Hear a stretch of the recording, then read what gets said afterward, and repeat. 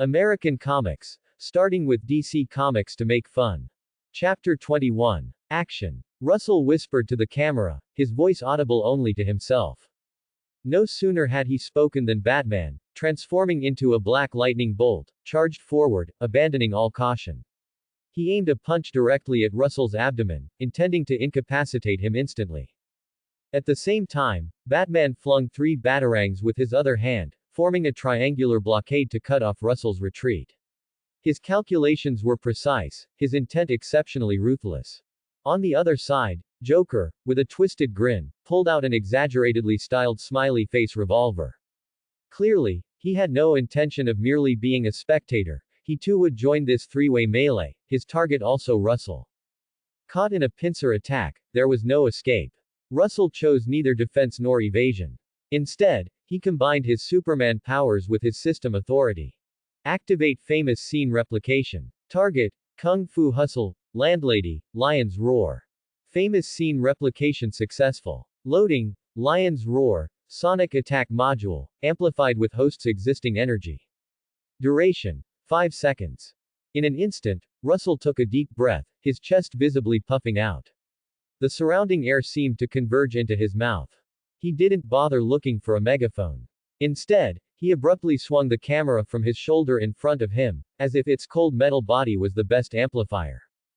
Russell faced Batman, who was charging forward, and Joker, who was raising his gun to the side, and let out an earth-shattering cut. This roar was no longer the playful call to stop from before, it was a sonic impact genuinely imbued with explosive energy. A visible, air-distorting circular soundwave, centered on Russell, rapidly expanded outwards like an explosive impact. Batman bore the brunt of it, feeling an unreasonable immense force mixed with piercing soundwaves violently strike his chest plate. Not only did it break his charge, but it also churned his blood, made his ears ring, and forced him to forcefully steady himself. His cape flapped wildly as he was brought to a screeching halt on the ground. The 3 precise batarangs, their trajectories completely disrupted by the soundwave, clattered and were knocked away, striking the surrounding water towers and railings. Joker fared worse. He was closer, and the soundwave felt like a heavy hammer smashing into his chest. He let out a strange cry, and his entire body was thrown backward as if hit by an invisible truck, his smiley face revolver flying from his hand, tracing an arc in the air. Joker tumbled several times on the ground before he managed to stop, his carefully painted face a picture of bewilderment. After the soundwave passed, the rooftop was a mess, a circle of standing water and dust cleared away.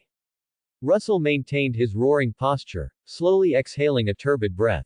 The camera on his shoulder remained as steady as an old dog, the modified effect was excellent.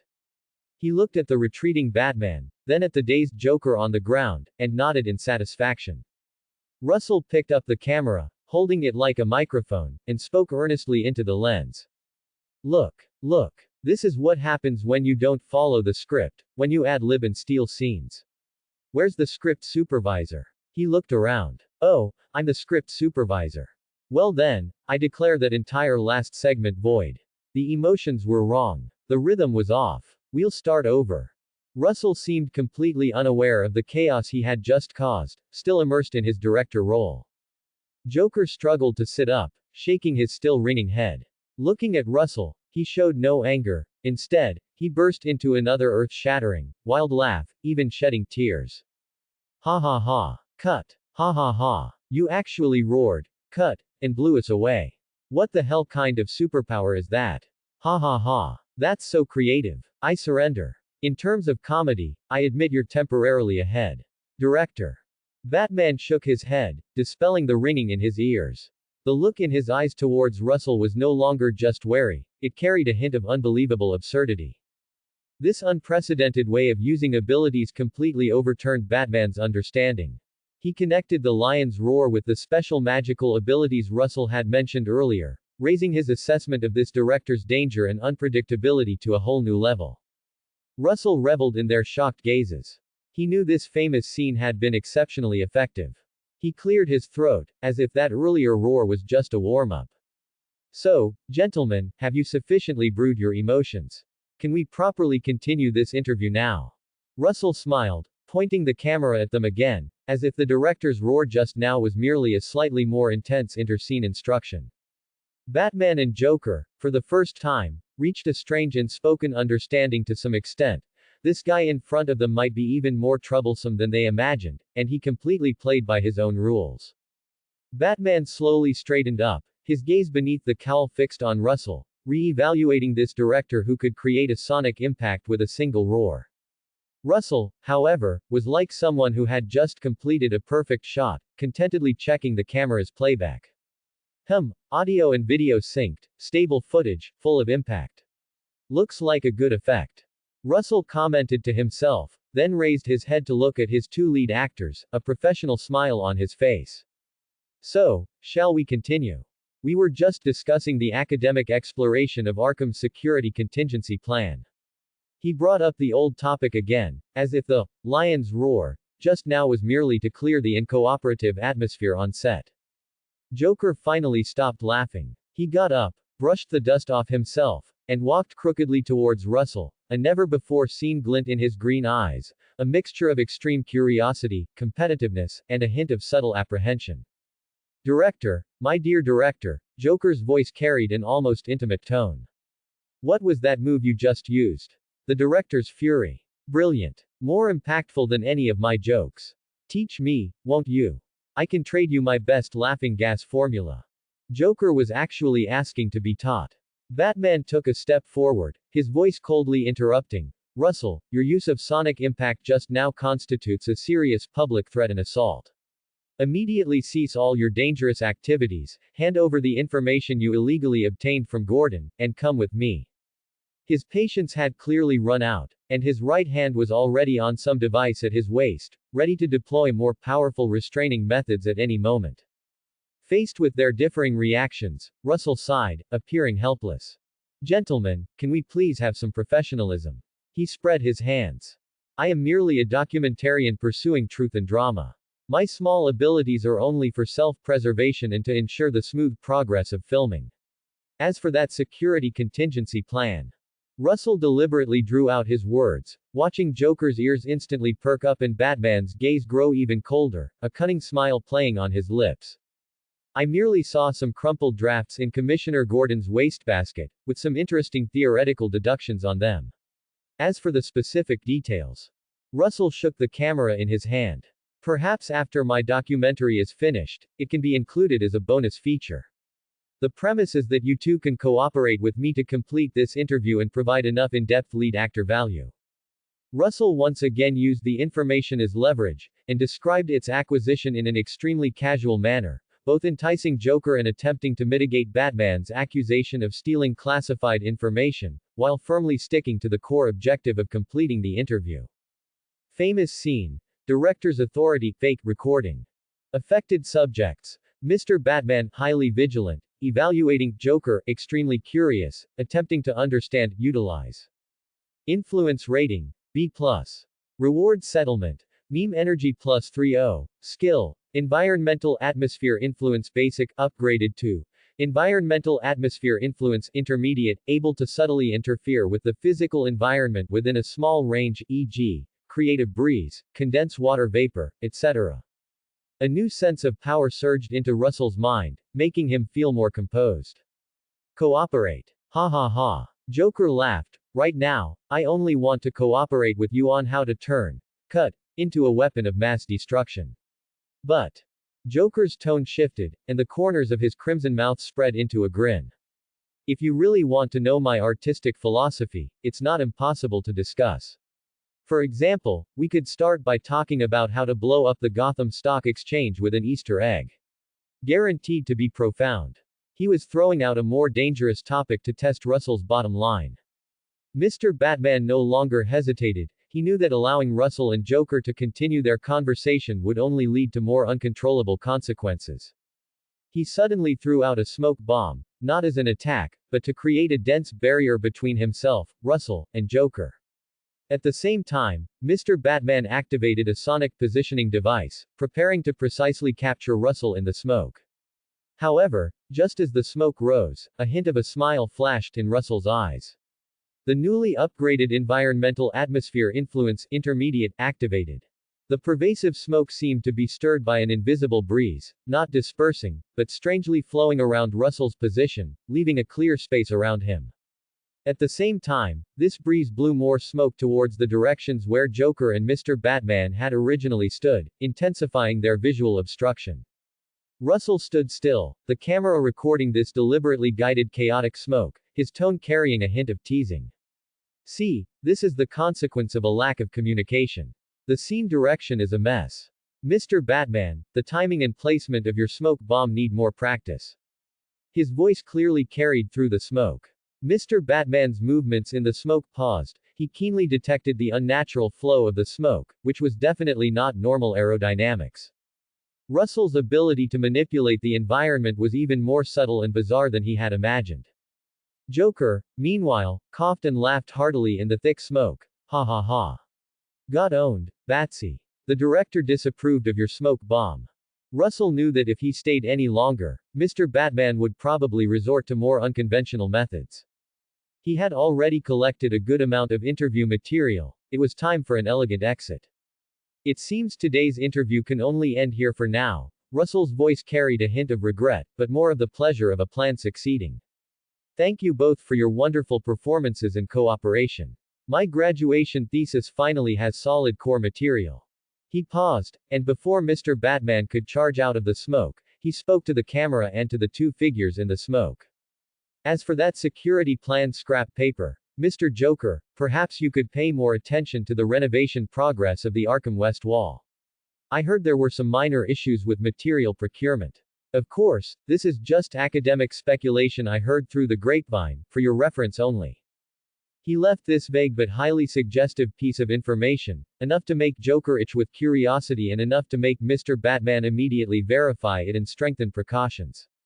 Well then, today's special program, Gotham's Light and Shadow, concludes here. I am Director Russell, and we will meet again. Russell drew out his voice, watching as Mr. Batman finally broke through the smoke, rushing towards him like an avenging demon, while Joker excitedly tried to grab him from the other side. The moment before the two were about to touch him, Russell activated the appearance simulation watch, instantly switching to Commissioner Gordon's likeness. Russell leapt backward, and with the boost of his basic flight ability, he lightly flipped over the rooftop railing, plummeting into the complex dark alleys below, instantly disappearing into the shadows. Mr. Batman rushed to the railing, only to see a blurry, familiar figure transform back into Russell's appearance during the descent, who then turned back towards the rooftop, smiled, and waved, before completely merging into Gotham's night. On the rooftop, only a grim-faced Mr. Batman remained, and a Joker excitedly gesticulating, already planning how to verify that academic speculation. Alfred's voice came through Mr. Batman's communicator. Master Bruce, the tracking signal has disappeared. Just like last time. Mr. Batman silently looked in the direction where Russell had vanished, clenching his fist. This director, not only had ability and secrets, but was also extremely adept at using information and creating chaos. His threat level had risen to the top tier in Mr. Batman's mind. And Russell, at this moment, landed lightly in the shadows of an alley, feeling the power still surging within him and the newly acquired rewards and energy in the system, a satisfied smile on his face. This interview had been very fruitful. His Gotham documentary material was becoming more and more exciting. Gotham's Night was the best cover. Russell, with 1/10 of Superman's ability, glided low between buildings like a ghost merging with the darkness. His enhanced senses allowed him to easily avoid all surveillance and patrols, finally returning silently to his cheap rented apartment on the edge of the East District. Closing the door, shutting out the faint sirens and the shouting of street thugs, Russell breathed a sigh of relief. He could still feel the power flowing within him, clearly hear the footsteps of stray cats several blocks away, and see the dust motes floating in the air. He carefully placed the valuable modified camera on the rickety old table, connecting the power and the worn-out monitor. Despite possessing Superman's strength, his financial situation remained tight. The few remaining bills in his wallet and the single-digit balance on his phone reminded him that no matter how shocking a documentary he produced, it wouldn't fill his stomach right now. Alas, a penny can stump a hero, let alone a director. Russell sighed, rubbing his brow. For his previous plan, he had almost exhausted all his savings. But soon, his attention was drawn to the treasure trove of material in the camera. Alright, poor is poor, but art cannot stop. Let me see what masterpieces of film tonight that can make me famous overnight and graduate successfully. Russell rubbed his hands, his face glowing with excitement, and started the old computer and editing software. The screen began to rapidly flash back through tonight's footage, from impersonating Gordon to shouting, "Cut!" To deter two big shots, every frame filled with dramatic tension. He was completely immersed in creation. What to do if you can't afford top-tier equipment? Rely on Superman's senses and precise control to manually color correct an audio tune. Russell's fingers flew across the keyboard and mouse, moving so fast they left afterimages, his editing efficiency far surpassing that of ordinary people. Under his super editing, a rough cut of a graduation project titled, Deconstructing Gotham, Visual Narrative and Field Intervention Practice of Light and Dark Symbols, took shape at an astonishing speed. This was an experimental documentary, straddling the line between reality and fiction. He analyzed Joker's words and actions as the extreme visualization symbol of Gotham's chaos and disorder, and viewed Mr. Batman's existence as the modern projection of urban Gothic myth and obsession with order. And all of his own operations were interpreted as the creator's radical interventionist filming practice to capture reality and break the fourth wall. Russell even used the ability of environmental atmosphere influence intermediate to subtly adjust the local light and shadow and color saturation of the images during editing, silently reinforcing the emotions and themes he wanted to convey, making the images themselves speak. Perfect. Although I'm flat broke, my talent and skill bridge the wealth gap. Russell exclaimed, slapping the table excitedly as he watched the final rendered video file. Crack. With a crisp sound, a crack appeared on the surface of the old wooden table, caused by the 1/10 of his strength he unconsciously used. Russell. Table. Russell awkwardly rubbed his nose, quickly reining in his strength. Ahem, still need to get used to it. Now, he needed to face a practical problem. To whom should he submit it? Professor Martin Krause, his film department advisor. Professor Krause was a serious, old-fashioned scholar who firmly believed that film art should focus on universal human emotions and social realism. He had always scoffed at local Gotham urban legends and superhero spectacle, considering them sensationalist, third-rate material. Hand this over to Professor Krause. Russell imagined the old scholar's expression upon seeing Mr. Batman and Joker's high-definition conversation, and his own display of a lion's roar. Most likely, it wouldn't be surprise, but a heart attack, followed by an immediate rejection on the grounds of absurd content, suspected fabrication, and endangering public safety, perhaps even calling the police. No, I can't give it directly to him. Russell immediately dismissed the idea. He needed a platform that could understand the value of his work, an opportunity that would allow him to graduate smoothly, and even make a splash. His gaze fell on Gotham University's annual avant-garde film exhibition. This was a student-organized, relatively independent exhibition that encouraged experimental and groundbreaking works. If he could create a sensation at this exhibition and generate buzz, then even Professor Krause wouldn't be able to easily dismiss its influence. Yes, that's what I'll do. Russell made up his mind. He slightly adjusted the exhibition version of the documentary, toning down the overly direct academic deconstruction narration, focusing more on the visual impact and dramatic nature of the footage itself, and gave it a more eye-catching title. My Roommate Mr. Batman and Neighbor Joker, a record of a failed community mediation. He encrypted the work and application materials and sent them to the Avant-Garde Film Exhibition submission email. After all this, it was already broad daylight. Russell felt no sleepiness, Superman's energy kept him wide awake. But financial hardship was imminent, and it would take some time from submitting the work to the exhibition's opening and then to the announcement of results. He looked at the awakening Gotham outside the window, his eyes flickering. The graduation project is a long-term investment, distant water cannot quench immediate thirst. I need to find a way to make some quick money. Russell stroked his chin. Perhaps it's time to pay a visit to Penguin's Iceberg Lounge. I heard he recently got a good batch of goods. Or, anonymously sell some of Two-Face Harvey Dent's lesser-known quirks to the Gotham Gazette.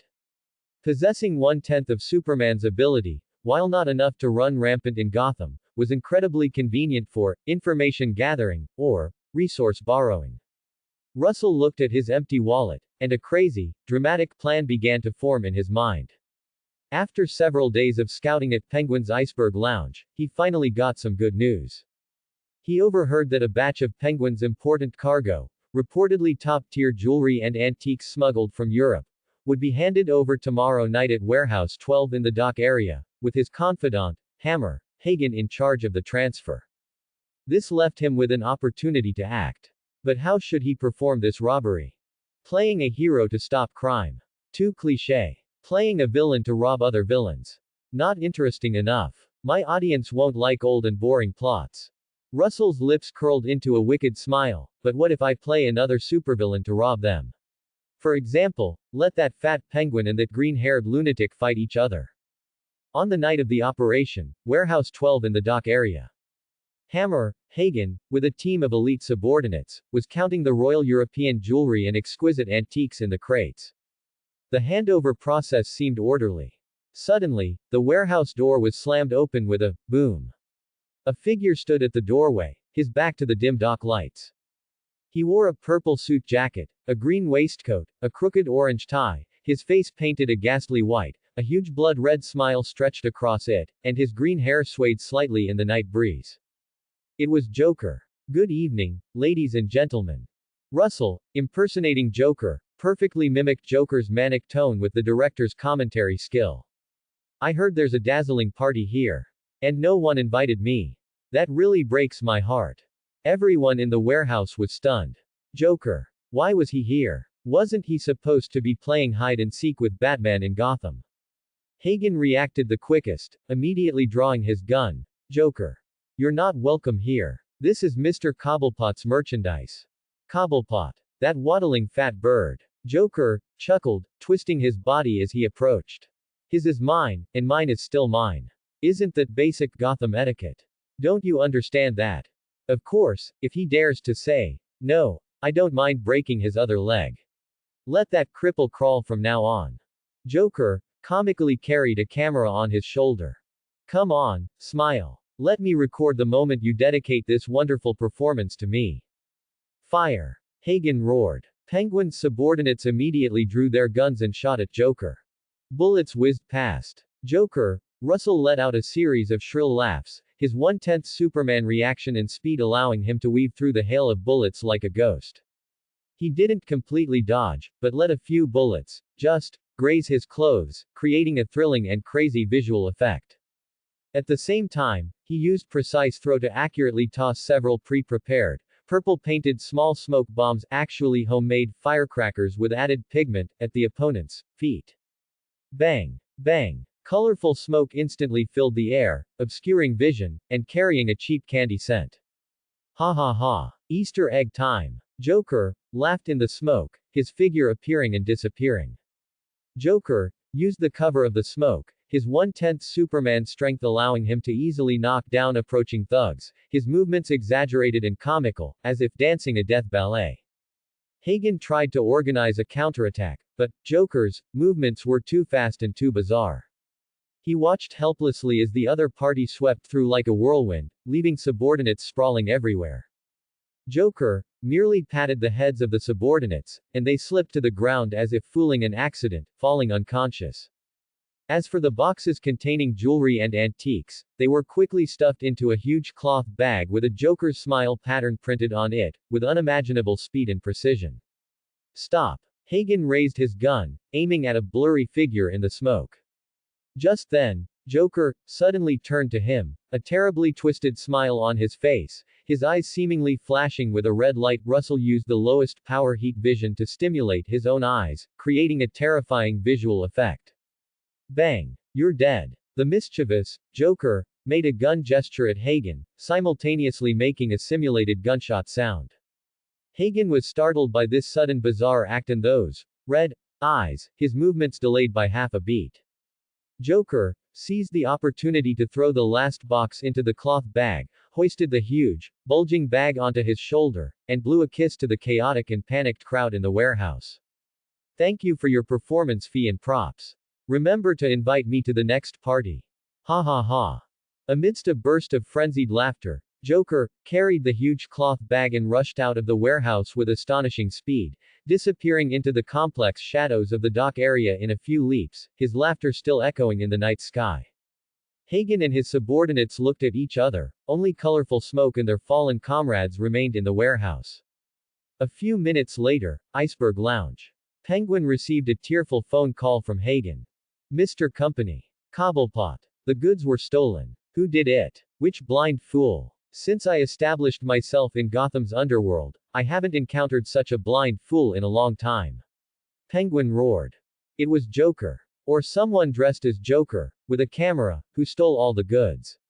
He even made his eyes glow at me. It was terrifying.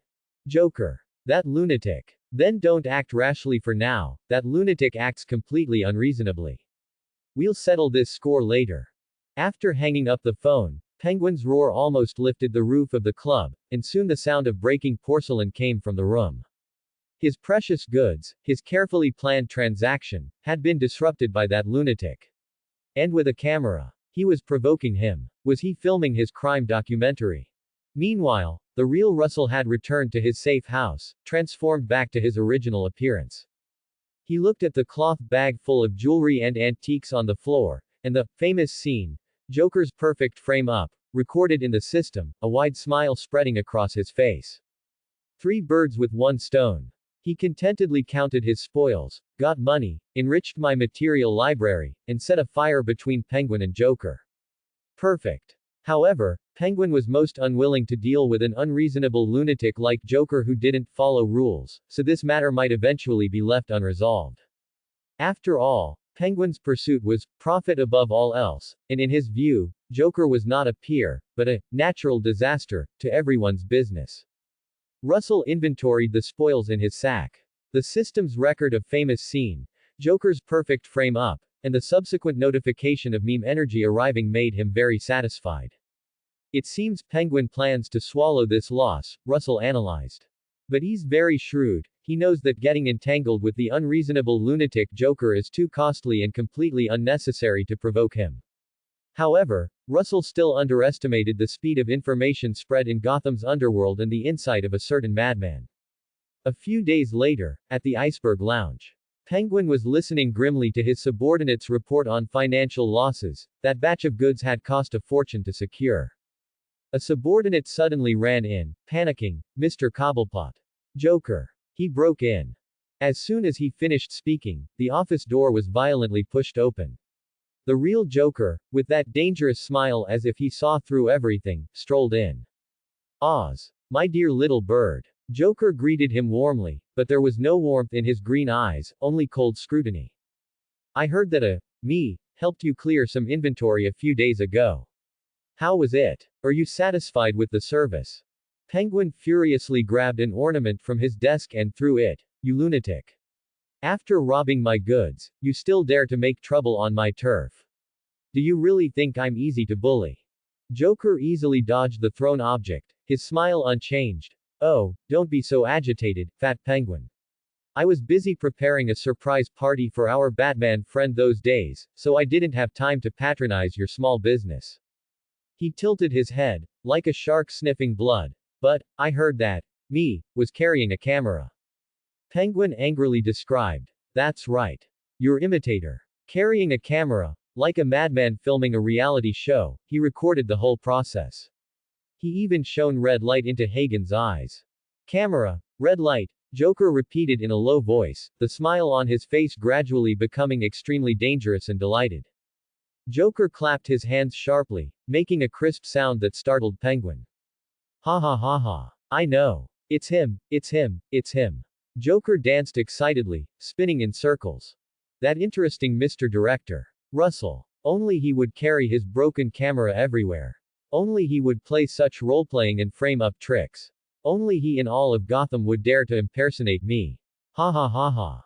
Joker, in an instant, precisely pinpointed Russell through the iconic prop of the camera. After all, in all of Gotham, there was only one person who dared to impersonate Joker to rob Penguin's goods. In his insane logic, this kind of theatrical, record-keeping behavior, daring to provoke both him and Penguin simultaneously, perfectly fit his definition of Russell as an interesting toy. Penguin was stunned. That film student madman you talked about on TV not long ago. In Penguin's eyes, anyone who actively provoked Joker was a madman, let alone Russell, who actively invited Batman and Joker to film a documentary. This kind of behavior was simply like an old man hanging himself, tired of living. In Penguin's mind, Russell, who could emerge unscathed after the evening interview, was labeled as someone not to be trifled with. Madman. No, no, no. Joker leaned close to Penguin, almost face to face, his voice like a venomous snake's hiss. He is an artist. A fellow enthusiast of chaos. Look, he dressed as me, robbed your goods, and even made a movie. How creative. This is practically a love letter to me. He's much more interesting than you boring guys, only he is worthy of elevating Gotham City's overall artistic sense with me. Far from being angry about being framed, Joker was incredibly excited and appreciative of Russell's act of homage. He stole your goods, Oz, Joker said in a seductive tone. But more importantly, he used my face. This should count as an infringement of my image rights. Since I don't have a legal team, I'll just have to personally come and have a good chat about compensation. Penguin narrowed his eyes. He understood Joker's hidden meaning. What do you want? Let's cooperate, little bird. Joker spread his arms. You provide information, you provide manpower, help me find our dear Mr. Director. And I will make him explain why he used my image without permission. And by the way, get that little movie he filmed back, and we can appreciate it together. Joker's target was not the goods, but Russell himself, and the videotape that recorded his performance. He wanted to find Russell, not for revenge, but for an artistic exchange in his mind. The most important thing was to ensure that this video material, with him as the protagonist, would not fall into the hands of boring people like Batman. He wanted to carefully observe how Russell performed with his face. Penguin weighed the pros and cons. Although being used as a pawn by Joker displeased him, finding that audacious Mr. Director, recovering some losses, and restoring his Penguin's face was worth it. With this alliance, he would tell everyone in Gotham City that no one could rob Penguin's goods and get away with it. Alright, Penguin grimly agreed, I will use my channels to find him. But remember, after we find him, I want my share of the goods. Of course, shared profits. Joker agreed with a grin, but the glint in the depths of his eyes indicated that his definition of profits was likely entirely different from Penguin's. Soon, the news that Joker and Penguin's two families were jointly offering a bounty for Gotham University film student Russell, or Mr. Director, became the trending topic of Gotham's underworld. Meanwhile, Russell, who had been listening to the happenings at the Iceberg Lounge with his super hearing, slowly lowered his hands from his ears. Well, the plan had a slight deviation, Russell muttered to himself, a more excited smile spreading across his face. I was directly sought out by the original, and in alliance with Penguin. This is going to be truly fun. Far from being scared, he felt an unprecedented thrill. Being targeted simultaneously by two of Gotham's most dangerous villains was, in itself, the best dramatic conflict. Good. That saves me the trouble of trying to approach them, Russell mused, caressing his camera. The theme for the next documentary, perhaps, could be, When the Director Becomes the Hunted, a record of Gotham villains' joint pursuit. He knew that real danger was imminent, but this was also an excellent opportunity to obtain unprecedented famous scenes. He needed to plan carefully how to both survive and capture the most exciting shots in this pursuit game he himself had ignited. The priceless jewelry and antiques in the bag temporarily lifted Russell out of poverty, but also brought new troubles. Russell had to quickly monetize these hot potatoes, without attracting the attention of the authorities or Penguin's informants. He knew the water of Gotham's black market was deep, and directly approaching well-known fences was too risky. This act was tantamount to actively exposing his whereabouts to Joker and Penguin. Therefore, Russell used a bit of his super senses and appearance simulating watch, lingering around several hidden underground trading points in Gotham, sifting through information like a hunter. Russell didn't need to find the boldest buyer, only a channel that was professional, cautious, and capable enough to digest this special batch of goods. A few days later, in a corner of an underground bar reeking of cheap tobacco and lies, Russell, disguised as a frustrated, down-on-his-luck artist desperately in need of money, casually revealed to a seemingly well-informed bartender that he had a few family heirloom European trinkets he wanted to sell quickly to someone who knew their value. He deliberately showed a blurry photo of a ring set with an ancient sapphire. The news spread silently, like a stone dropped into a pond. That night, in Gotham's East End, Russell's cheap safe house. Russell was editing his Joker robbery masterpiece on the computer screen when his super senses caught a faint sound from outside the window. It wasn't the heavy, oppressive feeling of Batman, nor the chaotic, mad noise of Joker, but a nimble, elegant movement, like that of a feline. Russell didn't panic, nor did he stop editing. He merely adjusted his sitting posture slightly, allowing the corner of his eye to glance in the direction of the sound's source, while the one-tenth of Superman's power within him silently circulated, ready to unleash astonishing speed and strength at any moment. The window latch was silently picked open by a professional tool. A black, curvaceous figure slid into the room like liquid, landing without a sound. Selina Kyle, Catwoman, stood in his room. She wore a tight-fitting black leather suit that accentuated her alluring curves, her face adorned with her iconic goggles, and a hint of an interested smile played on her lips as she observed Russell, who had his back to her, and the sparkling cloth bag on his desk. "Good evening, Mr. Director." Catwoman's voice carried a husky magnetism, like a cat's purr, captivating, or should I call you the down-on-his-luck artist? Russell finally stopped his work, slowly turned around, his face showing no surprise, but rather a knowing smile, as if to say, "I've been waiting for you." "Ms. Kyle, what an unexpected pleasure," Russell greeted casually, as if she were a neighbor dropping by. "I guess you're here for these shiny little things." Russell gestured to the cloth bag on the table. Catwoman stalked closer, her gaze sweeping over the contents of the cloth bag, her eyes behind the goggles gleaming slightly. All old European royal items, good taste it seems. And a very creative way of acquiring them. She had obviously heard rumors of the Joker heist in the dock area, and with her intelligence network and intuition, she easily knew Russell had impersonated Joker to steal the goods. All for art. Russell spread his hands, still with his back to her, seemingly fully immersed in his editing. A flash of cunning flickered in Catwoman's green eyes. She didn't approach the bag further, but instead, her figure blurred, like a true black cat, silently circling to Russell's side and behind him, moving with extreme speed, carrying a hint of a test. A hand in a black glove shot out like lightning, aiming directly for Russell's expensive, newly purchased external hard drive, where his precious footage was stored. This move was both quick and tricky, an ordinary person wouldn't have been able to react. However, just as her fingertips were about to touch the hard drive, Russell, as if he had eyes in the back of his head, casually lifted his left hand, holding a coffee cup, and with a slight twist of his wrist, the rim of the cup perfectly blocked Catwoman's hand. Russell's movement seemed nonchalant, yet his timing was precise to the millimeter, as if he had already anticipated her action. Catwoman's hand stopped abruptly in midair, half an inch further and she would have knocked over the coffee cup. "Ms. Kyle," Russell finally turned around slowly, a half-smile on his face. "Want to check my footage? You could just ask, I'd be happy to share the rough cut." Reaching out suddenly, "What if you startled me?" And with a shaky hand, "This freshly brewed coffee spilled. Destroying the hard drive is a small matter, but scalding you would be bad." Catwoman withdrew her hand, her gaze behind the goggles sharpening a few degrees. That move just now was certainly not just luck. But the curve of her lips became more pronounced. "Nice reflexes, Mr. Director. It seems you don't just mess with cameras. As a director, sometimes I also need to step in as a stunt double or handle some unexpected situations," Russell replied nonchalantly. Russell placed the coffee cup back on the table, subtly adjusting his body into a posture that appeared relaxed but was actually ready to respond to an attack from any direction.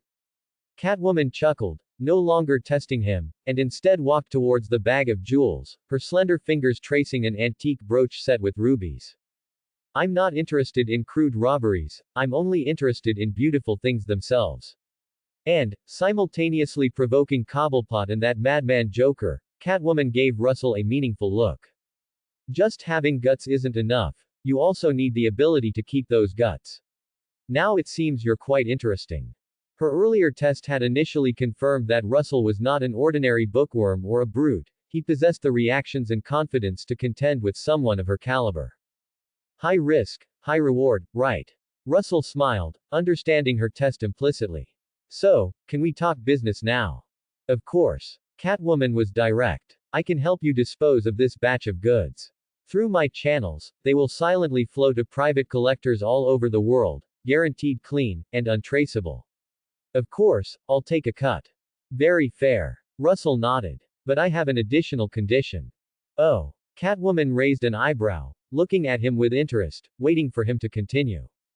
After the earlier test, she was genuinely curious about the condition this interesting director would propose. I hope to have the opportunity to film a special set of shots for you. Russell's gaze became serious, like a true director scrutinizing his artwork. Not as Catwoman, but as Selina Kyle.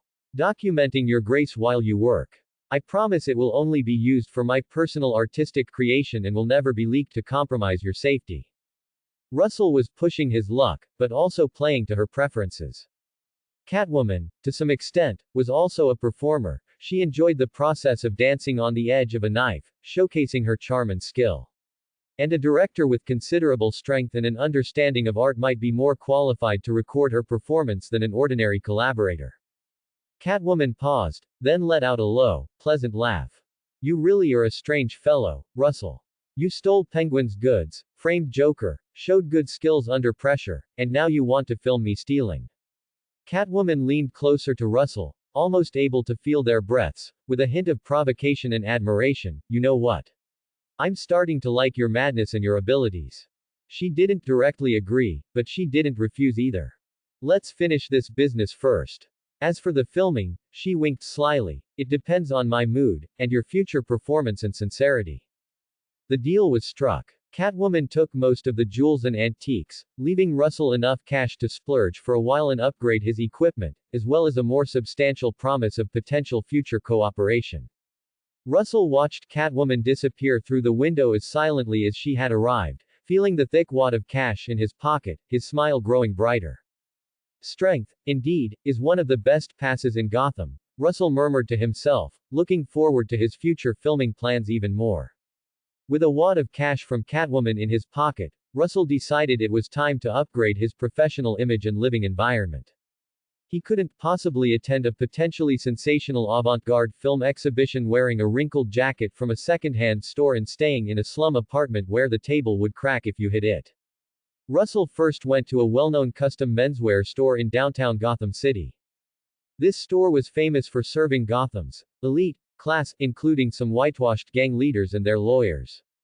Russell intended to buy an outfit that would reflect a director's artistic temperament, maintain his dignity, and also hold its own when needed.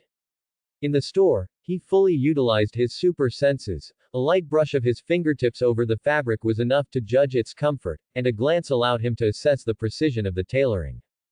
Finally, Russell chose a dark gray, subtly textured Italian wool fabric and designed a simple yet sharply tailored suit, paired with a dark purple silk shirt with a hint of flamboyance, fitting a director's persona. Sir, you have exceptional taste, the senior tailor complimented while measuring Russell. This suit will make you stand out in any occasion. I hope so, Russell smiled as he paid a hefty deposit. After all, Gotham's occasions are always full of surprises. Leaving the clothing store, Russell felt good. Next was moving, as his previous apartment was truly too dilapidated. He then headed to a relatively quiet apartment building with better security on the Upper West Side, preparing to rent a one-bedroom apartment with an open view and a separate workspace.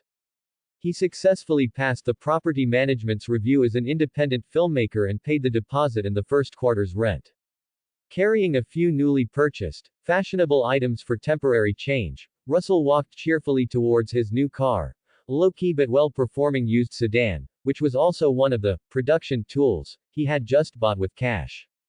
Just as he reached a relatively secluded street corner, ready to open the car door. Hey, you! The guy dressed like a peacock. Three scruffy-looking black men with fierce eyes emerged from the shadows, holding switchblades and steel pipes, blocking his path. The leader was a burly man with a scar on his face. Hand over your wallet, watch, and car keys. Scarface said menacingly, shaking the knife in his hand. Looking at you, you must have just made some small money, right? Give us the money, and let us have some fun, then we'll let you go, understand? Russell sighed, knowing that his gay guy nickname was at work. He looked at the classic, almost stereotypical robbery scene before him, and instead of being scared, he felt a sense of absurd. I knew it. This was a part of life that every Gothamite had to experience. Russell even subconsciously adjusted the angle of his shopping bag, ensuring that the new shirt inside wouldn't get wrinkled. Gentlemen, Russell sighed, a hint of helplessness in his tone, as if instructing a group of poorly acting extras. Robbery is also an art. Your opening line is too cliché, and your threats lack layers. At the very least, you should observe the surroundings first, see if there are cameras near the street, or if your target is someone you can afford to mess with. The thugs were stunned by his words. Scarface immediately became angry and embarrassed. Stop your nonsense. You're asking for death. With that, he brandished his switchblade and charged forward. Just as the knife tip was about to touch Russell's expensive new jacket, Russell moved. 1/10 of Superman's speed allowed him to react later but arrive first. He didn't use any exaggerated movements, just a seemingly casual sidestep, a raised hand, a grab, and a twist. Crack. A slight crisp sound. Ouch. Scarface let out a pig-like scream, his wrist bent at an unnatural angle, and the switchblade clattered to the ground.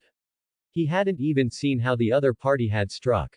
Seeing this, the other two thugs roared and swung their steel pipes. Russell didn't even look back. As if he had eyes on his back, he merely tilted his head slightly, and the two steel pipes whizzed past his ears, missing him. At the same time, his free left hand reached back, precisely grabbing one of the steel pipes, and with a gentle tug and shake. The thug felt an irresistible force, and the steel pipe instantly changed hands. Russell held the snatched steel pipe, twirling it like a baton in his hand, then aimed the tip of the steel pipe at another charging thug, lightly tapping the steel pipe the opponent was swinging. Clink. With a light sound, the thug felt a strange vibration from the steel pipe to his arm. His entire arm instantly became numb and powerless, and the steel pipe flew out of his hand, clattering a few meters away. The entire process took less than 5 seconds. Of the three thugs, one was screaming, clutching his wrist, another was staring blankly, holding his numb arm, and the third was gaping at his empty hand and the deformed steel pipe on the ground. Russell adjusted his collar, which was slightly askew from the movement, and casually tossed the steel pipe into a nearby trash can, where it landed with a clang. See, this is the consequence of a lack of rehearsal and professional ethics, Russell said, shaking his head at the three stunned thugs. Slow movements, clumsy coordination, extremely poor psychological resilience. At your level, trying to make a living robbing in Gotham, you'll end up in the ICU or Blackgate prison sooner or later. He pulled out his wallet, and under their three terrified gazes, took out a few small bills and threw them on the ground. This small amount of money is for your medical expenses and professional advice. Russell opened the car door, got into the driver's seat, and added one last remark. Next time you want to rob someone, find a director to train you first. Or move to another city. Gotham isn't suitable for you idiots. The engine started, and the sedan smoothly drove away from the street corner, leaving behind three thugs questioning their lives, and those few bills fluttering slightly in the wind. Russell looked at the gradually shrinking scene of chaos in the rearview mirror and shrugged helplessly. Gotham's simple folk customs truly provide practical teaching material anytime, anywhere. Russell murmured to himself, then chuckled. But that's good too. This experience might be edited into my Gotham Survival Guide documentary series. Maybe I'll call it, How to Graciously Decline Street Sales. He drove his car towards his new, more secure apartment, and this city's hospitality once again deepened Russell's inherent impression of Gotham. However, for Russell, who had been living in Gotham for 3 or 4 months, this was just a small interlude in his life. Here, even if you just want to change your outfit or move house, you might encounter an impromptu piece of street performance art. Moving into his new apartment on the Upper West Side allowed Russell a rare few days of peace. He acquired some decent editing equipment, hung his custom-made dark gray suit in the closet, and even started contemplating adding some soundproofing to his new home, so his super hearing wouldn't constantly pick up his neighbors' life noises. However, Gotham's tranquility is always short-lived. Late one night, as Russell was immersed in the joy of creation in his new environment, a sense of oppression startled him from his light sleep. It wasn't a sound, nor a light, but an intuition that the entire space was enveloped by an invisible shadow. His Superman senses were passively triggered, making him clearly feel an extra presence outside his balcony. Russell didn't turn on the light, he quietly sat up, his gaze fixed on the drawn curtains. He knew who had come. "Good evening, Mr. Batman," Russell said to the air, his voice calm. "Shouldn't visiting neighbors be by appointment? Or at least use the front door? You're likely to scare children, and directors with poor sleep quality. And the balcony door isn't locked, Mr. Batman. Constantly climbing railings can't be good for the wear and tear on your expensive battle suit, can it?" The curtain was silently parted by a hand wearing black armored gloves. Batman's tall figure, blended into the night, stood on the balcony railing, his cape fluttering in the breeze. He had clearly bypassed the security system of Russell's new apartment, which was quite good. Batman ignored Russell's taunt, sliding into the room like a ghost, landing silently. He stood in the shadows of the room, maintaining a dangerous distance from Russell. Then Batman began to state in his low, unfluctuating voice, as if reading an investigative report in court. "Russell, Chinese-American, former Gotham University film student, average grades for the past 3 years, introverted personality, no record of any special skills, just an ordinary student. But now, you can imitate Gordon's appearance to fool all police officers, accurately dodge bullets, control smoke, and jump from 10 stories high unharmed. Your behavioral patterns, knowledge structure, and ability level are completely different from what's recorded in your file." With each sentence Batman spoke, he took a step forward, the pressure building like a rising tide. He had almost perfectly recreated all the abilities Russell had recently displayed, only the system and the multiverse parts remained a mystery. Batman's investigation perfectly revealed the contradiction. The identity was real, but the soul was completely different. It must be said, he truly is Batman. His investigation was incredibly detailed. After hearing Batman's words, Russell smiled after a brief moment of surprise. He leaned back on the sofa, relaxed. "So what do you think? Possessed by an alien? Or participated in some super soldier program? I'm asking you." Batman's voice was unequivocal. "All right." Russell spread his hands. "I'm still Russell, I just had an epiphany. One night while editing, I suddenly had a breakthrough, realized I was actually a genius, and conveniently awakened some minor abilities. It's as natural as you deciding to become Batman one day." Russell offered an absurd but unfalsifiable explanation. After all, in the 600th world, there are countless people who suddenly awaken abilities and undergo personality changes. Then Russell stood up, didn't turn on the light, but walked to the small refrigerator, took out 2 cans of beer, and tossed one to Batman. Batman didn't catch it, letting the beer can clatter onto the carpet. Tisk. No respect. Russell opened a can for himself, took a sip, then leaned against the wall, looking at the dark night in the shadows. In the shadows, Batman's figure stood silently. He placed a tablet computer on the coffee table. The screen displayed the cover of the documentary Russell had submitted. "I've seen your work." Batman's voice was low. Russell raised an eyebrow. "Such a big exhibition, huh? Film critics are busy, so Batman was invited to personally grade the exhibitors' work." Batman ignored Russell's taunt, continuing on his own. Editing, composition, narrative rhythm, all professional level. Batman's critique was cold and precise. The use of symbolism and atmosphere creation are particularly outstanding. But, Batman's tone shifted, the pressure suddenly increasing. "You beautified violence, dramatized dangerous behavior. You packaged Joker's madness as postmodern art, and deconstructed my actions into a gothic tragedy. This is very dangerous in Gotham. Some people will treat these images as a crime guide, and some will use these theories as an excuse for their actions." Russell took a sip of beer, shrugging noncommittally. "I merely showed a facet of the truth. Gotham itself is a grand performance art, Batman. I just pointed my camera at the most exciting performance area. Your lens is too close." Batman's voice was like a blade scraping glass. "And you personally participated in the performance, impersonating Gordon, inviting Joker for an interview, robbing Cobblepot. You are now both recorder and actor." Russell put down the beer can, the teasing expression on his face gradually receding. He walked to the workbench, his fingers gently touching the camera that had accompanied him for so long. You're right, I participated. Russell turned around, facing Batman frankly.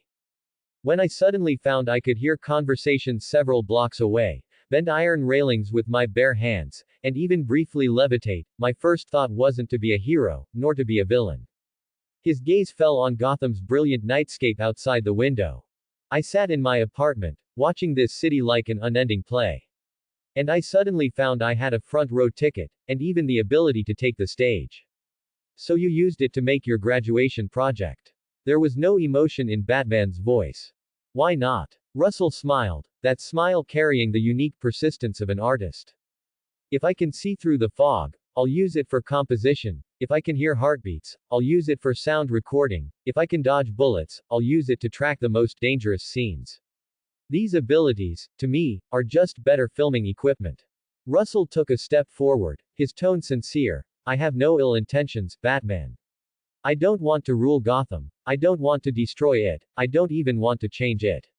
I just want to understand it and record it in the way I'm best at.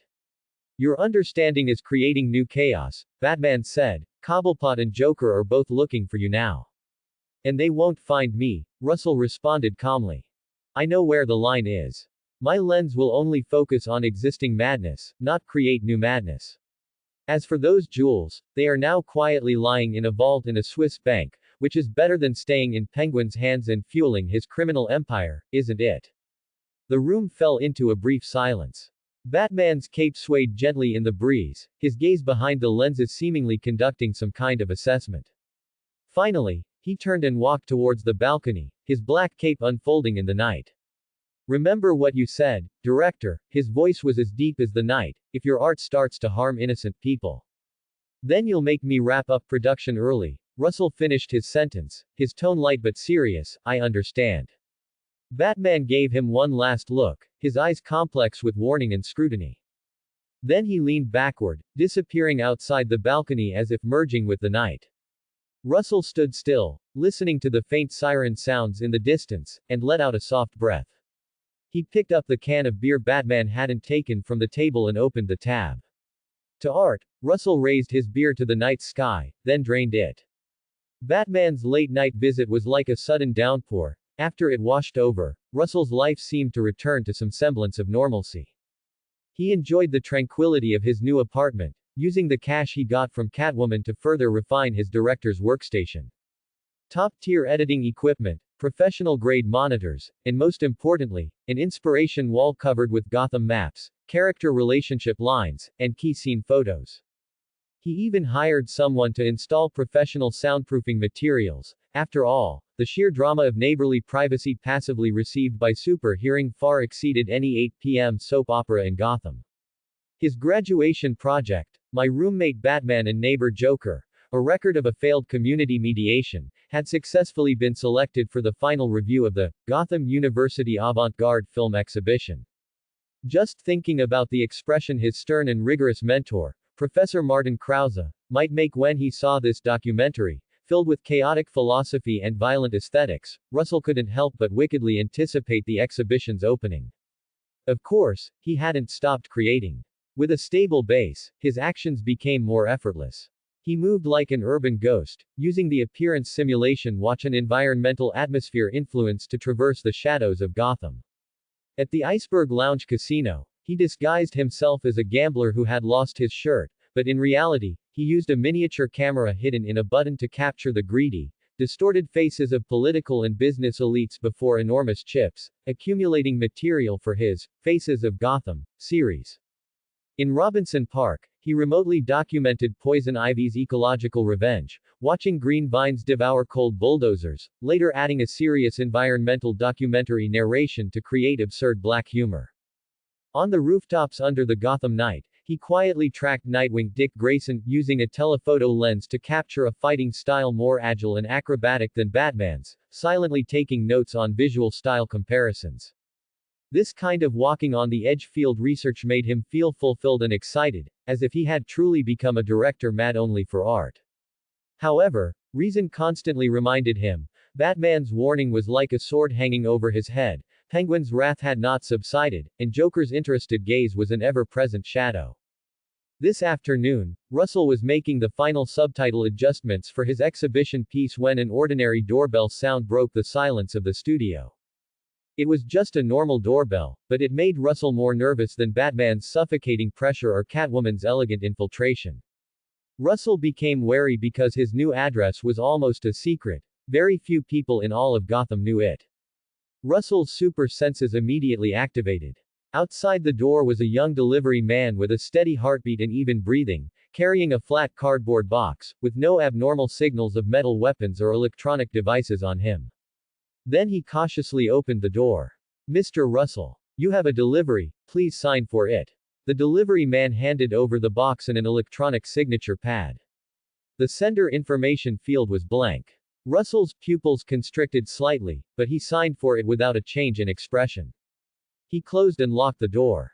He carefully inspected the cardboard box, and X-ray vision, a rough application of 1/10 Superman's ability, scanned it, confirming no explosives or biochemical hazards. He peeled open the outer packaging, revealing a pure black, unmarked hard cardboard box. Opening the lid, the anticipated danger did not appear, only 2 items lay quietly on the black velvet lining. A ticket for tonight's 8 p.m. performance at the Gotham Grand Theater. The play was the classic opera, Don Juan, and the seat was a private box on the second floor with an excellent view. A playing card, the Joker from a deck of cards. The playing card itself was ordinary, but the Joker's portrait on the card face, that scarlet smile at the corner of his mouth, had been deliberately deepened and elongated with the same color but more vivid paint, outlining an even more sinister arc. There was no signature, not a single word, but the inviter was obvious. But this silent invitation carried more weight than any threatening letter.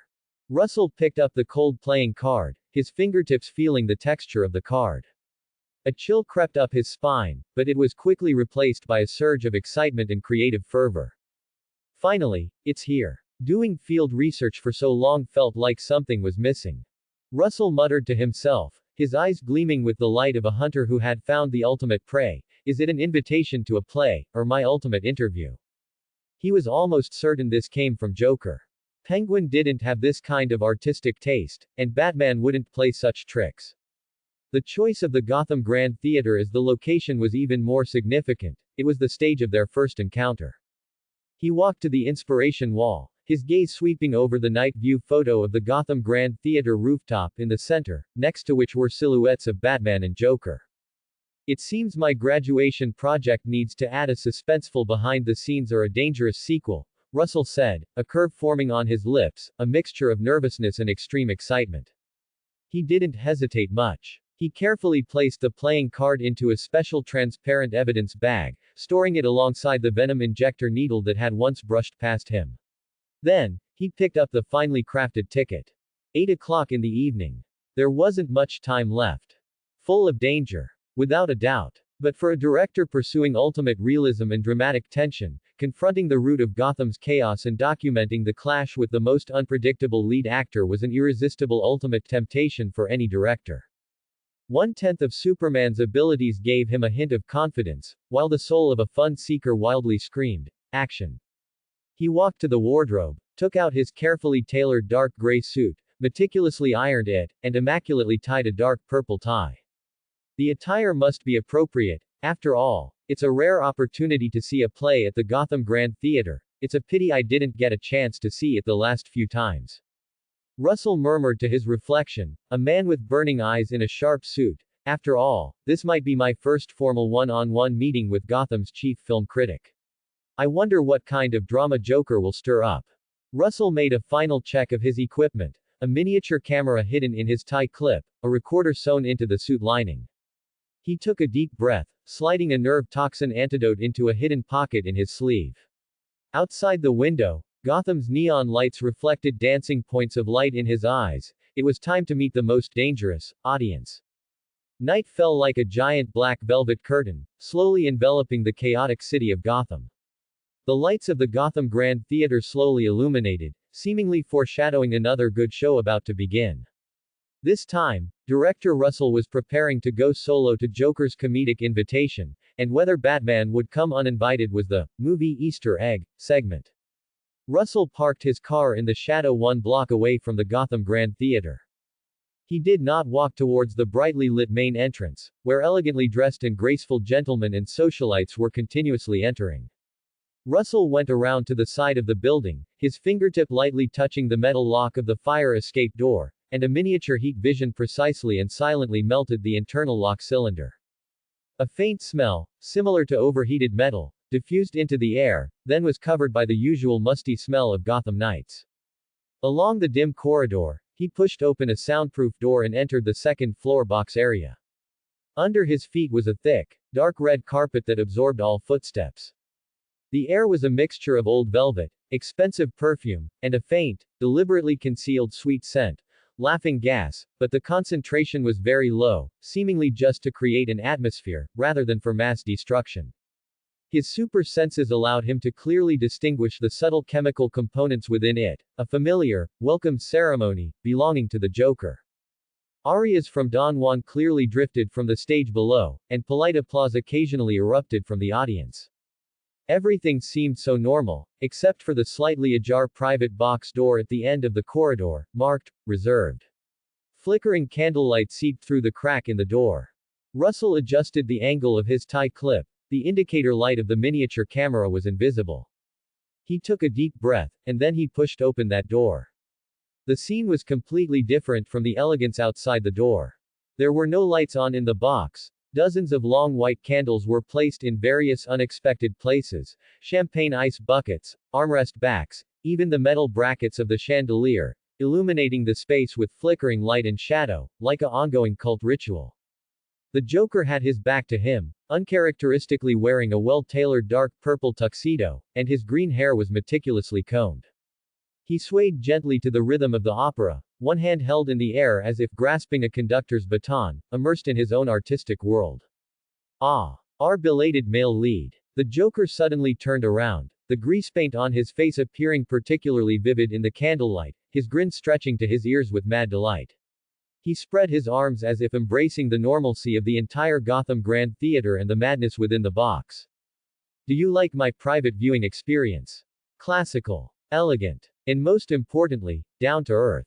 He deliberately emphasized the last 3 words, tapping his pointed leather shoe heel hard on the carpeted floor, producing a dull, thump, thump, sound. Ignoring the Joker's speech, Russell's camera steadily scanned the entire room. In the darkest corner of the box, the Gotham Grand Theater manager and several burly bodyguards were tightly bound with brightly colored silk ties, their mouths stuffed with their own patterned handkerchiefs, able to emit only terrified whimpers. The staging has a lot of tension. Russell walked to the velvet chair opposite the Joker, sat down calmly, and placed his camera on his lap. The candlelight creates a great atmosphere, very expressionistic, but it's definitely a challenge for the autofocus system, the light is too jumpy. Haha. What's sacrificing a few technical parameters for art? Perfection is the enemy of art, my dear. The Joker burst into laughter. Then he grabbed an already opened bottle of champagne from the nearby ice bucket, and the murky liquid gurgled out. He took a big gulp, and the crimson wine dripped from the corner of his mouth, staining the front of his white shirt. Tell me, my dear director, the Joker leaned closer, his green eyes like will-o'-the-wisps in the candlelight. What did it feel like when you wore my face to steal that fat penguin's toy? Wasn't it a million times more exciting than shooting those childish student short films in film school? Did you feel true freedom? Just then, Russell acutely caught an extremely faint, tick, sound from beneath his feet, almost masked by the opera music. It wasn't coming from the box, but from beneath the floor. His super senses were fully engaged, and he vaguely heard subtle, regular electronic pulses coming from deep within the walls and foundation. Explosives. Large quantities of explosives, planted in the Gotham Grand Theater's underground structure and key load-bearing pillars. The Joker's, down to earth, was literally what he meant. He was going to send the entire Gotham Grand Theater, along with all the elegant audience members inside, to heaven. Almost simultaneously, Russell's phone vibrated silently in his pocket, and an encrypted message popped up from an unknown number, with only a few short words. Chemical plant false target. On the way. Delay. B. Batman had been lured away. The Joker had used another false signal to lead him to a chemical plant on the other side of the city. This forced Batman to seek Russell's help to stop the Joker's performance. At this moment, the Gotham Grand Theater was like a beautifully wrapped gift box, but filled with explosives, and the only bomb disposal expert was on his way, time unknown. On stage, Don Juan was at the climax of temptation and deception, and the audience was still immersed in that fictional world full of love and desire, completely unaware that the god of death was lurking beneath their feet. The Joker watched the subtle changes in Russell's expression, seeming even more delighted, and he lowered his voice as if sharing a secret. Don't worry, maybe our Batman friend will make it for the intermission fireworks show. And now, the Joker spread his arms, and the candlelight cast his shadow on the wall, huge and distorted. This opening act, just you and I, two true artists. Let's talk about how to film your final scene to make it epic. Russell's heart sank. He not only had to protect himself but also had to find a way to delay this madman and protect the hundreds of innocent audience members downstairs. His directing career had never faced such immense pressure for live directing. He took a deep breath, meeting the Joker's mad gaze, trying to keep his voice steady. Epic. That depends on the timing and composition of the explosion. How about we start by talking about the script? Hearing Russell mention script, the Joker's eyes suddenly lit up, like a shark smelling blood. He threw away the champagne bottle, the sound of breaking glass drowned out by the passionate aria from below the stage. Script. Yes. Script. He gesticulated wildly, the candlelight distorting his shadow into a monstrous, clawing figure. My script is. Boom. Everyone flies into the sky together. The final collective curtain call. How perfect. The Joker spread his arms, his face beaming with pure, chilling happiness. Hearing the Joker's fanatical, explosion curtain call, declaration, Russell's heart felt as if it were clutched by a cold hand. His super senses clearly captured the regularly pulsating electronic pulses deep beneath his feet, like the god of death's countdown. Batman was still on his way. He had to face this madman who held the destruction button alone. Forcefully grabbing the remote control. With no knowledge of Joker's trump cards, the success rate is too low, and it would immediately provoke him. Russell needed a more clever method, one more befitting a director. Soon, inspiration struck him like an electric current. He would direct a play within a play for Joker. He concentrated, activating famous scene replication. Activate famous scene replication. Target. In Now You See Me, the protagonist Danny makes raindrops freeze and levitate in the heavy rain, controls their direction, and then mysteriously vanishes. Famous scene replication successful. Loading environmental suggestion, attention guidance, and group cognitive distortion techniques. Duration. 28 minutes. In that instant, a director's mindset, skilled at using environment, language, and audience expectations to create collective illusions, flooded Russell's mind. He didn't need a swap, but to create a moment of illusion, convincing enough to be mistaken for reality. Russell deliberately showed a hint of hesitation on his face, as if seriously considering Joker's plan, then spoke with a touch of uncertainty. The concept of a collective curtain call is grand. But if I may be frank, it's a bit lacking in novelty. Russell intentionally used a bit of a taunt. Joker's smile instantly froze, his green eyes narrowing dangerously. Oh. Do you have a more novel idea, my dear director? Imagine this. Russell took a step forward, lowering his voice, imbued with the seductive power of sharing a secret. At the same time, Russell secretly pushed the environmental atmosphere influence intermediate to its limit, causing the already flickering candlelight in the private box to begin to flicker at an even more eerie, irregular frequency. Not just a simple bang, but a grand disappearing act. Russell spread his arms, gesturing towards the oblivious audience and stage downstairs.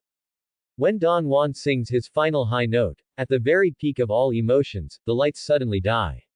Not a power outage, but pure, all-consuming darkness. Immediately following, a meticulously designed, incredibly impactful yet brief explosion sound comes from the side of the stage or the roof, accompanied by a blinding flash. Russell's language was full of vivid imagery.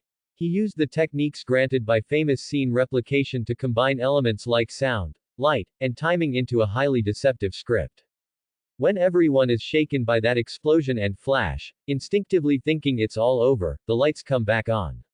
Russell stared into Joker's eyes, his voice full of magic. And they find the theater is completely unharmed. Except for a line of words formed by smoke on the stage, or maybe some annoying person's wig in the audience is gone. The core of the scene he described was to use massive sound and light effects to create a moment of cognitive confusion, making people think an explosion had occurred, when in reality it was just a false alarm. This had a fatal appeal to Joker, who sought chaos and dramatic effect. The most important thing is the expressions on their faces. Russell's voice carried a hint of fanaticism. From extreme fear to extreme confusion, then to absurd relief. This emotional roller coaster, this shock of being played. Doesn't this make for a more perfect joke than mere destruction? An ultimate prank where only you and I know the truth, mocking everyone else. Joker was completely captivated by this idea. The muscles in his face twitched, as if he was trying hard to suppress his excitement, and his green eyes gleamed with intense interest. A false explosion playing with everyone's perception, ha ha ha ha. This is too fun. Too fun. Joker waved the remote control in his hand, but how do I know you won't mess up my real crescendo at the last minute? Because a false prelude is meant to make the real climax more impactful. Russell immediately interjected. He had to keep Joker's thoughts confined to this performance plan. We can set the real explosion for the moment Batman bursts in. Let him witness firsthand the art he's powerless to stop. That's the most perfect script, isn't it? He cleverly postponed the threat of the real explosion and packaged it as the ultimate dramatic moment to confront Batman. Joker threw his head back and laughed, his voice echoing in the private box. Perfect. Too perfect. Dramatic deception. And only then, real destruction. Director, you truly are my kindred spirit. He gesticulated excitedly, beginning to plan the details of the false explosion, temporarily forgetting about pressing the real detonator. Russell echoed his enthusiasm, while frantically praying that Batman would arrive quickly and deal with the real threat downstairs before his fragile magic trick was exposed. He had successfully transformed an immediate detonation crisis into a performance, awaiting the perfect timing. Now, all the pressure was on Batman, who was rushing to the scene. And Russell, this temporary, master illusionist, was using his directorial talent to buy precious seconds for hundreds of lives. Russell's script for the false explosion prelude clearly deeply impressed Joker.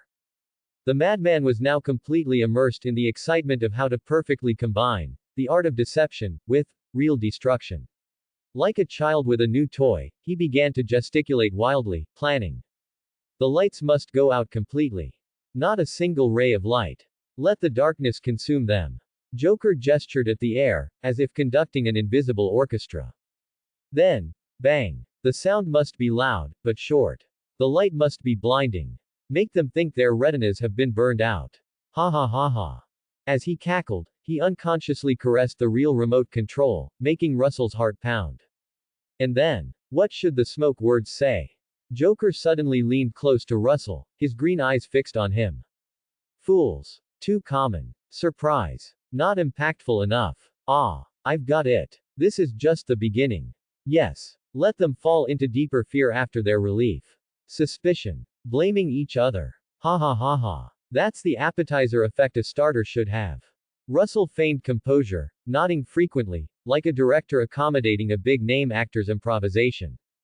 Brilliant. Full of suspense. Fear only ferments into its most extreme flavor when it spreads. He felt like a madman giving artistic guidance to a bomber, but to buy time, he had to keep this act going. Time passed by second by second. Downstairs, Don Juan was nearing its end, with Don Juan singing his final confession and aria. Russell's super senses were in full operation, simultaneously dealing with Joker's wild and deadly creativity, and anxiously catching any unusual movements from outside the theater or underground. It's here. A faint metallic snip, almost drowned out by the opera, reached Russell's ears from deep underground. Following that were a few equally faint, ZZZT, sounds, as if circuits were forcibly cut. Those regularly pulsing electronic signals disappeared one by one. Batman succeeded. He silently diffused the dynamite threat underground. The huge stone in Russell's heart crashed to the ground, almost making him collapse. But now was not the time to relax. He still faced a madman holding a failure button, completely unaware of its uselessness. The Joker seemed to sense something too. He cocked his head, listening, the ecstasy on his face receding slightly to reveal a hint of confusion. There seems to be some sound, like a mouse gnawing on wires. Just then, the stage lights downstairs suddenly flickered a few times, and the music also paused for a moment. This was clearly a temporary fluctuation caused by Batman's crude cutting of the main power and backup lines. What's going on? The Joker frowned, looking down with displeasure. Opportunity. Russell immediately stepped forward, an excited expression of a successful plan on his face, and whispered. Perfect. This is the accidental interference I arranged. Look, the audience is starting to stir. This sets the perfect emotional groundwork for our fake explosion. Let them think it's a malfunction, but in reality, it's the prelude to our grand play. He forcibly explained the power fluctuation caused by Batman as part of his own directed script. The Joker's doubts were instantly dispelled, replaced by even greater excitement. Oh, you did it. Brilliant. This is even more real than the original plan. More natural. Ha ha ha. Even I was almost fooled. He clapped Russell on the shoulder, then eagerly raised the now useless remote control, a sacred and demented solemnity on his face, and announced in an operatic tone to the restless audience downstairs. Ladies, gentlemen, intermission is over. Now it's magic time. His thumb, with a destructive sense of ritual, pressed down heavily on the red button. Time seemed to freeze for a moment. The Joker maintained the posture of pressing the button, his face filled with extreme excitement, anticipating an explosion and chaos. However, nothing happened. No explosion, no bright flash, no vibration, not even a single spark. There were only the confused whispers of the audience downstairs due to the flickering lights and interrupted music, and the bewildered pause of the actors on stage. The Joker's wild laughter froze on his face. He pressed it hard a few more times, but the remote control remained unresponsive. He tilted his head, brought the remote control to his eyes, and tapped it like an old, unresponsive TV. What's going on? Dead battery. Cobblepot, that old bird, gave me a shoddy product. Russell knew the moment of final judgment had arrived. He took a deep breath, an expression mixed with regret and helplessness on his face, and spread his hands. It seems the quality of the props provided by our demolition consultant, referring to Penguin, as a bit unstable. Or perhaps the signal shielding here is too good. It is a grand theater, after all. His tone was relaxed, as if he were just discussing a minor technical glitch. The Joker suddenly turned his head, his green eyes fixed on Russell, the madness and pleasure in them rapidly replaced by a cold, dangerous scrutiny. The temperature in the entire box seemed to drop several degrees. It's you, Russell. It seems I still underestimated you. The Joker's voice no longer held laughter, it hissed like a venomous snake. You touched my toy. Just at this critical moment, the heavy door of the box, along with its frame, was violently smashed open from the outside by a huge force, sending wood splinters flying. A black figure blocked the doorway, his massive cape almost filling the entire entrance. Batman, he had finally arrived at the core scene. His cold gaze swept over the scene in the box, the bound manager and bodyguards, the flickering candles, and the Joker, with a grim face and a useless remote control in his hand, and Russell, standing to the side, seemingly calm but inwardly letting out a long sigh of relief. The party's over, Joker, Batman's deep voice carried an undeniable sense of oppression. The Joker looked at the malfunctioning remote control in his hand, then at Batman who had broken in, and finally fixed his gaze on Russell's innocent and regretful face. Suddenly, he burst into a fit of laughter louder, more maniacal, and even with a hint of eerie appreciation than any time before. Ha ha ha. I get it. I get it. Director. You directed a whole night's play. You fooled me. You used your crappy script, your nonsense, to stall me. Ha ha ha. It's brilliant. This is 10,000 times more interesting than blowing up the entire theater. He laughed so hard he doubled over, tears streaming down his face, as if he had encountered the funniest thing in the world. Bat brat. Did you see him? The Joker pointed at Russell, shouting at Batman, He is the best actor tonight. The most cunning liar. I like it. I like it so much. Ha ha ha. Batman ignored the Joker's mad laughter. He approached step by step, his target clear. The Joker looked at the approaching Batman, then at Russell, a deeply twisted yet satisfied smile on his face. He made a throat-slitting gesture at Russell, but his eyes were like those bidding farewell to a beloved playmate. We're not done yet, my dear director. This play will have a sequel. I promise it will be even more explosive than tonight. With that, he violently smashed the remote control in his hand towards Batman, simultaneously crashing backward, breaking through the box's large viewing window. Amidst the sound of shattering glass, his purple figure plummeted towards the complex alleys behind the theater. Batman unhesitatingly followed, leaping out the window and disappearing into the night to pursue his old adversary. Inside the box, only Russell remained, along with the hostages in the corner who finally dared to sob loudly. Russell walked to the broken window, looked at the gradually restoring order of the theater below, and the dark night sky of Gotham in the distance, letting out a long, complete sigh of relief. He felt his back was drenched in cold sweat. He picked up the camera he had been clutching, checked the recent recording, from the declaration of death to the grand deception, and finally the breaking out of the window. The footage was perfect. All right, Russell said to the camera, wiping the cold sweat from his forehead, a smile of survival and immense excitement on his face. Although the explosion scene didn't go as planned, tonight's behind-the-scenes footage definitely deserves an Oscar. He knew he had thoroughly offended the Joker. Famous scene, Theater Night of Terror, a death dance with a madman, recorded. Influence assessment. A. Reward settlement. Meme energy plus 50. Skill. Environmental atmosphere influence intermediate upgraded to. Environmental atmosphere influence advanced can significantly interfere with small to medium range physical environments, e.g., create sustained airflow, change local temperature, slightly distort light, etc. New skill unlocked. Crisis intuition passive has a very brief precognitive sense of impending fatal danger. Energy full, drawing prize. Obtained Batman's fighting techniques advanced. The candlelight in the theater box still flickered before his eyes, and Joker's words, "We're not done yet," coiled around Russell's heart like a cold viper. After leaving the Grand Theater, Russell returned to his new apartment in the Upper West Side without hesitation. He knew Joker too well. That madman never made empty threats. Revenge would come swiftly and brutally, with absolutely no regard for any bottom line. This place is no longer safe. Russell looked at Gotham's brilliant yet dangerous night view outside the window and made a decisive choice. He possessed 1/10 of Superman's strength and speed, making him highly efficient at packing essential items. His most important camera, hard drives containing all precious footage, special items rewarded by the system, and the remaining bulk of cash exchanged from Catwoman were quickly packed into a sturdy travel bag. Other items, such as newly purchased furniture, clothes, and even some expensive peripheral accessories for editing equipment, he could only reluctantly abandon. Survival first, this was the first lesson he learned in Gotham. The entire process took less than 20 minutes. He took one last look at this safe house that hadn't even warmed up, picked up his luggage, and, like a ghost melting into the night, quietly left the upscale apartment building. He employed some anti-tracking techniques and used environmental atmosphere influence to subtly interfere with several key surveillance cameras along the way.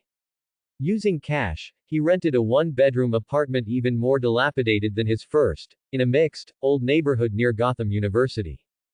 Here, the walls seeped water and the neighbors were noisy, but it was chaotic enough, secluded enough, and easy to blend into and disappear from. Who would have thought that the Mr. Director, who stirred up trouble would live in such a rundown place? On the morning of the second day after Russell had barely settled into his new hideout, he saw a news notification on his phone. Breaking news. Gas explosion in luxury apartment building in Upper West Side, one unit completely destroyed, fortunately no casualties. The apartment reduced to rubble in the news photo was precisely the room he had decisively left the day before. Russell looked at the flickering flames on the screen, a cold sweat breaking out on his back. Joker's sequel had indeed arrived as expected. He was incredibly grateful for his decisiveness. With that level of explosion, even with his enhanced body, there would have been no chance of survival if he had been inside. Exploded. It exploded right after he moved in. And he wasn't even inside. Penguin, Oswald Cobblepot, listened to his subordinate's report in his iceberg lounge, his small eyes narrowing into slits. Then he waved his hand, dismissing the trembling subordinate. Alone, Penguin's face showed a hint of lingering fear and utter annoyance. A madman with no bottom line, a complete madman. He cursed Joker under his breath. To continue dealing with an unpredictable lunatic for that shipment. This was no longer a matter of business, it was a matter of life and death. He picked up the internal phone, his tone resolute. Notify everyone, all matters concerning that Mr. Director Russell and any cooperation with Joker are hereby terminated. We never knew him. Anyone who dares to associate with him again, I'll throw them into Gotham Bay to feed the fish. He decided to cut ties completely. He accepted the financial loss, it was better than being completely drawn into Joker's insane shredder. On the day of the Gotham University Avant-Garde Film Exhibition, the atmosphere at the Arts Center was lively. Russell appeared, wearing his only decent suit, his expression calm, as if the previous death threats and explosion had nothing to do with him. His appearance drew some whispers, but more eyes focused on his work. His documentary, My Roommate Batman and Neighbor Joker, a failed community mediation record, caused a huge sensation with its unprecedented perspective, bold subject matter, and highly dynamic visual language. Despite immense controversy, almost all judges and the many critics and film reviewers present could not deny its powerful artistic impact and documentary value. This documentary was like a scalpel, dissecting the madness and contradictions beneath Gotham's glossy surface. Ultimately, under countless flashing lights, Russell's work, as expected, won the two highest honors, Best Avant-Garde Documentary, and the Jury Special Award. After the awards ceremony, as the crowd thinned, Professor Martin Krause found Russell resting in a corner. The professor's expression was still serious, but no longer purely angry, it was mixed with a complex, almost heartbroken emotion. Russell, Professor Krause's voice was deep and solemn. I must admit, from a purely technical and visual language perspective, your work indeed possesses rare impact and pioneering spirit. As your mentor, I cannot deny the talent and astonishing execution you have displayed professionally. He changed his tone, his gaze sharply fixed on Russell. However, as your mentor, what concerns me more are the consequences it has caused and may continue to cause. You have brought Gotham's most dangerous and unstable elements to public attention in such a dramatic way. Are you documenting chaos, or are you providing a stage for chaos? Are you deconstructing symbols, or are you inadvertently amplifying them? Have you considered that this film might incite more imitators, leading to even more uncontrollable situations? Is your art a cure or another dose of poison for this already battered city? The professor's questions were not born of personal malice, but from a scholar's deep concern for the city's fate and a serious reflection on artistic ethical responsibility. Russell listened carefully, not immediately refuting. He began to re-examine this old-fashioned but genuinely concerned professor of Gotham. I understand your concerns, Professor. Russell replied calmly, but I believe that confronting darkness is, in itself, a form of resistance.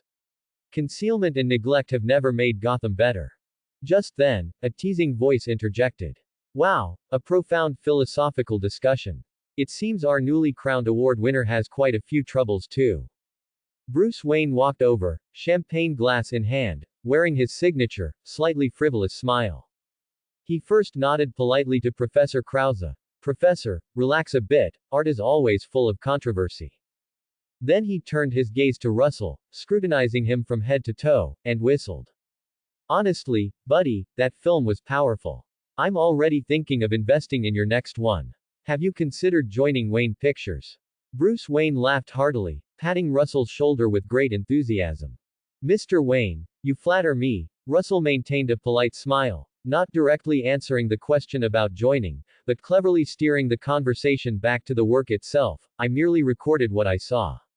Recorded. Bruce Wayne raised an eyebrow, his eyes sparkling with seemingly pure curiosity. He took a sip of champagne, leaning lazily against a nearby display board. Is it that simple? Risking being blown sky high, being targeted by that green-haired lunatic, just to record. Wayne drew out his words, each one sounding like casual chatter, but his gaze was like a searchlight, constantly observing Russell's reaction. For me, the lens is my weapon, and also my shield. Russell met his gaze, his tone frank. Gotham stages dramas more absurd than any script every day, and someone has to film it, right? As for the risks. He paused, a smile mixing helplessness and stubbornness appearing on his face. Perhaps this is the ticket price one must pay for pursuing truth. Bruce Wayne, Batman, outwardly interested, inwardly deeply analyzing. Ha ha ha. Well said. Ticket price. I like that. Bruce Wayne laughed again, as if he had heard a brilliant joke. Paying the price for truth, cool. So cool. He nodded vigorously, like a playboy completely moved by this artist's obsession. But then he changed his tone, seemingly casually swirling his wine glass, his gaze sweeping over Russell's only decent suit, which subtly showed signs of haste, his voice carrying a buddy-like concern. But, Russell, seriously, isn't the cost of your pursuit of truth a bit too high? I heard there was a bit of an accident at your previous place. Bruce Wayne blinked, lowering his voice, as if sharing a secret. If you need help, like finding a safer, more comfortable place to create, Wayne Enterprises has quite a few suitable properties. After all, protecting yourself allows you to make more powerful films, right? These words were impeccable, both a wealthy young master's generous recruitment of interesting talent, and, at a deeper level, Batman's desire to bring Russell under some form of surveillance. Providing a safe house was, to some extent, placing the target within controllable bounds. Russell understood in his heart that Batman was subtly gathering information, and perhaps even trying to rein him in. A grateful yet slightly distant smile appeared on his face. Thank you very much for your kindness, Mr. Wayne. I will seriously consider it. However, for now, I feel that chaos itself is also a unique creative environment. Russell politely declined the offer of help.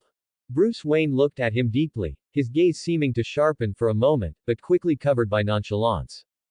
He shrugged indifferently, pulled a gold-edged business card from his inside jacket pocket, and slipped it into Russell's hand. All right, stubborn artist. I like it. This is my private contact information. If you change your mind, or film something even more exciting, contact me anytime. His smile was bright, and he finally patted Russell's arm. Keep that passion, Mr. Director. Gotham needs more fearless chroniclers like you. With that, he casually waved to Professor Krause, whose expression was still not looking good, and then, surrounded by a group of people, walked towards the next lively exhibition area, chatting and laughing, as if their recent conversation was just an insignificant part of his countless social pleasantries. Russell clutched the high-quality business card, watched Bruce Wayne's retreating back, and slowly exhaled. This encounter, rather than a recruitment, was a close-range assessment and warning. Batman wanted to know who he was, what he wanted to do, and how dangerous he truly was. Your graduation review has been approved by the Academy.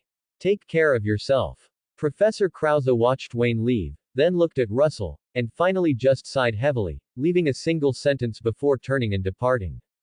Russell stood alone, honors, doubts, recruitment, death threats, all intertwined, forming his reality in Gotham. But he knew the show had to go on. Only, the next step had to be taken with even greater care. He casually slipped Wayne's business card into his pocket, his gaze once again drawn to the frozen images of Gotham's madness in the exhibition hall.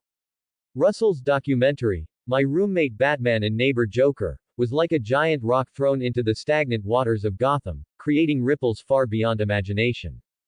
Despite official media and academia, represented by Professor Krause, being worried about its impact, in the broader underworld and among fringe media chasing traffic and thrills, the film was hailed as a masterpiece. With its raw, unpolished, and insane perspective, it satisfied people's morbid curiosity about Gotham's dark side. Joker's maniacal performance, Batman's silent oppression, and Russell's fearless documentation from within all became topics of avid discussion. Russell's name as a director became incredibly prominent in certain circles, even taking on a legendary aura. Of course, this fame also meant greater danger, especially from Joker's unpredictable attention. There were even rumors that Penguin wanted to pay a high price for the director to make a commercial documentary for him to promote his business empire. System prompt. The documentary, My Roommate Batman and Neighbor Joker, continues to gain influence and widespread recognition. detected that the host has successfully established a foothold in Gotham and sparked large-scale discussion, meeting the conditions for set switching. Special reward. Multiverse set single round trip ticket, activated. You can specify a target spacetime node for jumping. The Storm Russell's documentary, My Roommate Batman and Neighbor Joker, caused in Gotham was still ongoing, but the system's set switching prompt made him decide to temporarily leave this troublesome place. He needed a new stage, new, iconic scenes, and also needed to temporarily avoid Joker's relentless pursuit.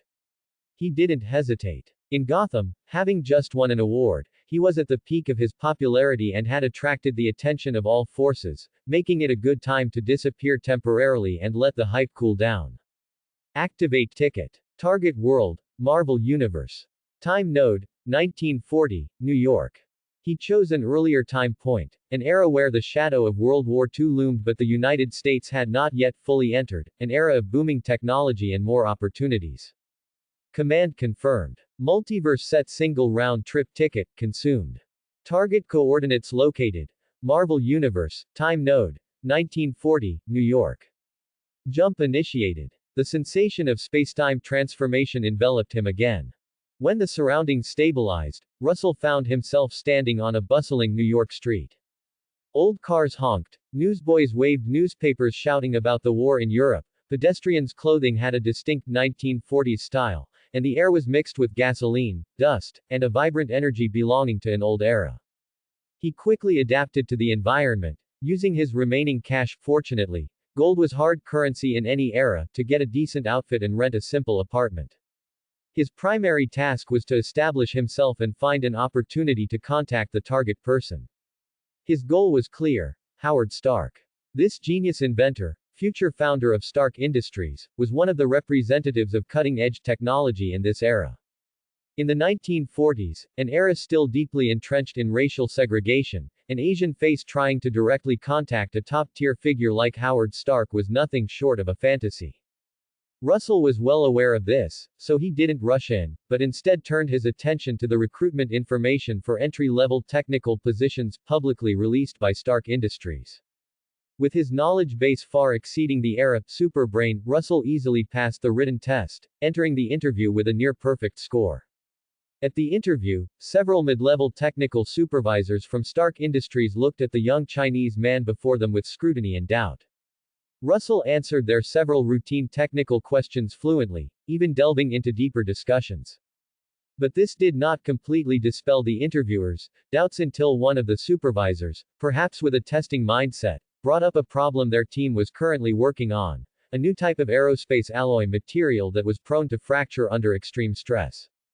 This problem had plagued the team for weeks. They had tried various known metal ratios and heat treatment processes, but the results were unsatisfactory. Russell didn't answer immediately. He closed his eyes, his super brain working like a high-performance computer, rapidly building models and deducing various possibilities in his mind. A few seconds later, he opened his eyes, his tone calm yet full of confidence. Gentlemen, perhaps we can change our approach. The problem may not lie in the metal itself. Why not try introducing a trace amount of a rare earth element, such as cerium, Ce? The solution he proposed not only pointed out a potentially overlooked microstructural problem but also provided a specific, actionable direction for resolution. The interviewers were stunned, exchanging bewildered glances. This idea had never occurred to them, but it sounded like it might actually work. How did you think of that? One supervisor couldn't help but ask. Russell had already prepared his answer. He showed a slightly shy but firm smile. I've read many cutting-edge papers from Europe and locally, and I also enjoy doing some theoretical deductions and hypotheses myself. He attributed everything to diligence and talent, an explanation that is relatively easy to accept in the technical field. The result of this interview was without suspense. Russell was not only hired, but his suggestion regarding the aerospace alloy was quickly reported, and after initial verification, it actually showed a glimmer of hope for solving the problem. This news inevitably reached Howard Stark, who liked to keep an eye on interesting things within the company. Howard personally reviewed Russell's interview records and that suggestion report.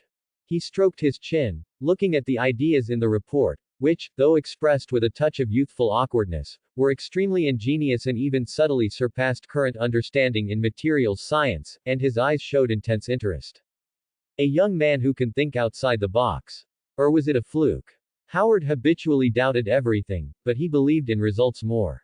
He gave orders to transfer Russell from the regular R&D department to the core project team directly under his jurisdiction, responsible for cutting-edge concept verification, with the position of assistant engineer, which was actually to give him more opportunities to deal with high-difficulty problems. Once in the core project team, Russell was even more in his element. He carefully controlled the speed and quality of his advanced knowledge output, always offering key, guiding ideas when the team reached a deadlock, rather than directly providing complete answers. These scattered sparks of inspiration repeatedly helped the team break through bottlenecks. Howard Stark began to truly notice this quiet but sharp-minded Chinese young man. He admired Russell's way of thinking, unconstrained by traditional frameworks, and his insight that always hit the crux of the problem. After successfully solving a signal interference problem for a prototype communication device, Howard, in the laboratory and in front of everyone, clapped Russell on the shoulder, a smile on his face that was a bit arrogant but genuinely appreciative. "Well done, Russell. Your brain really is different. I like it. Starting tomorrow, you'll be my special technical assistant, reporting directly to me." In this way, Russell, relying on his irreplaceable super brain and his futuristic perspective, successfully and reasonably moved step by step to Howard Stark's side, becoming one of his most admired assistants. New set mission update. 1. Deeply participate in the early technical preparations for the Rebirth project.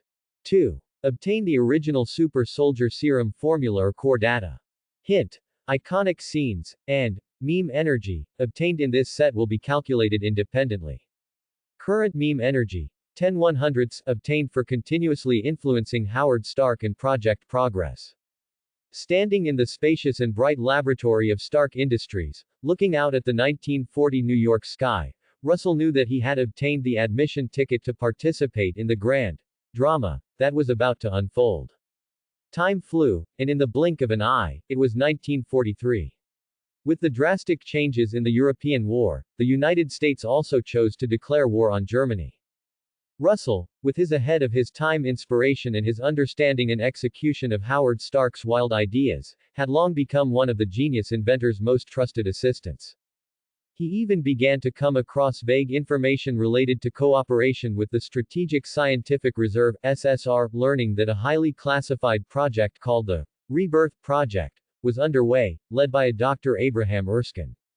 On the night of June 14, 1943, the New York World of Tomorrow exposition was brightly lit and bustling with people.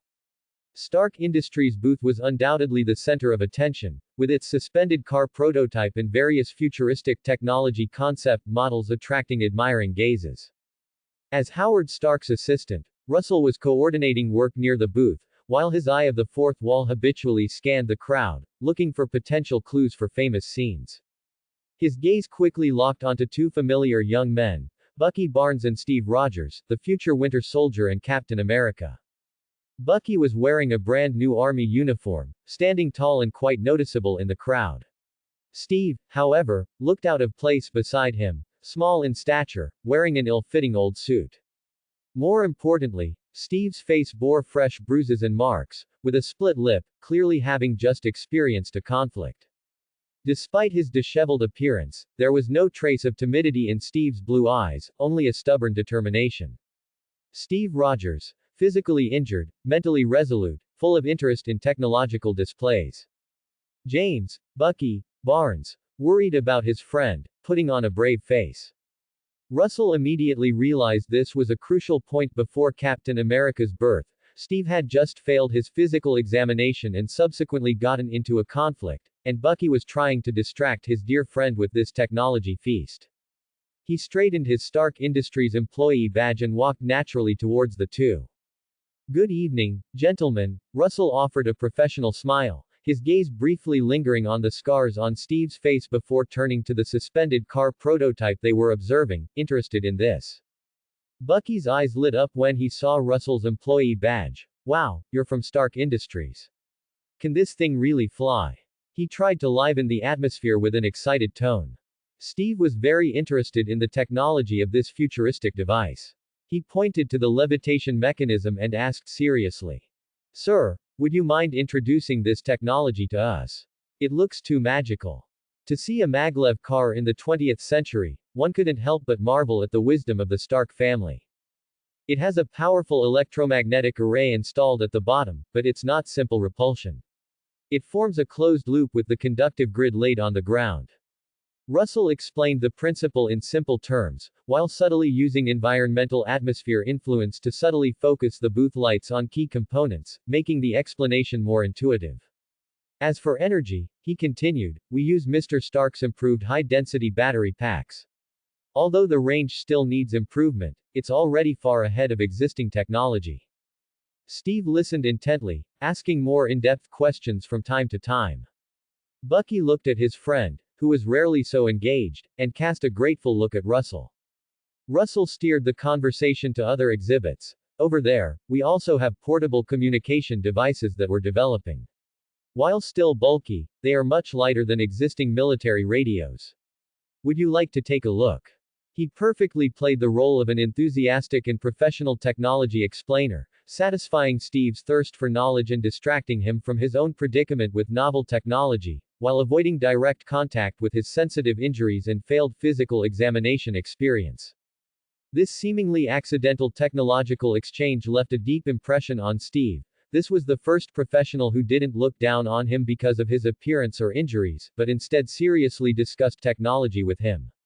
He watched the two continue their tour, especially Steve's thin but straight back, knowing that this young man would soon face a moment that would change his destiny. And he had successfully secured a position beside Captain America, that of a trustworthy technology expert. This identity would give him an irreplaceable advantage in the upcoming Super Soldier project. A few months later, Russell accompanied Dr. Abraham Erskine to a new recruit training camp as an assistant for the Super Soldier project. Colonel Phillips, who accompanied them, was growing a little impatient with Dr. Erskine's picky selections. Look at these guys, drive. I bet these soldiers are the most suitable warriors for the project. The colonel's finger pointed to the tall, muscular elite soldiers. But Dr. Erskine merely observed calmly, his gaze occasionally drifting to the corner of the training ground, as if searching for something. The weak know the value of strength better, and the kind can respect strength.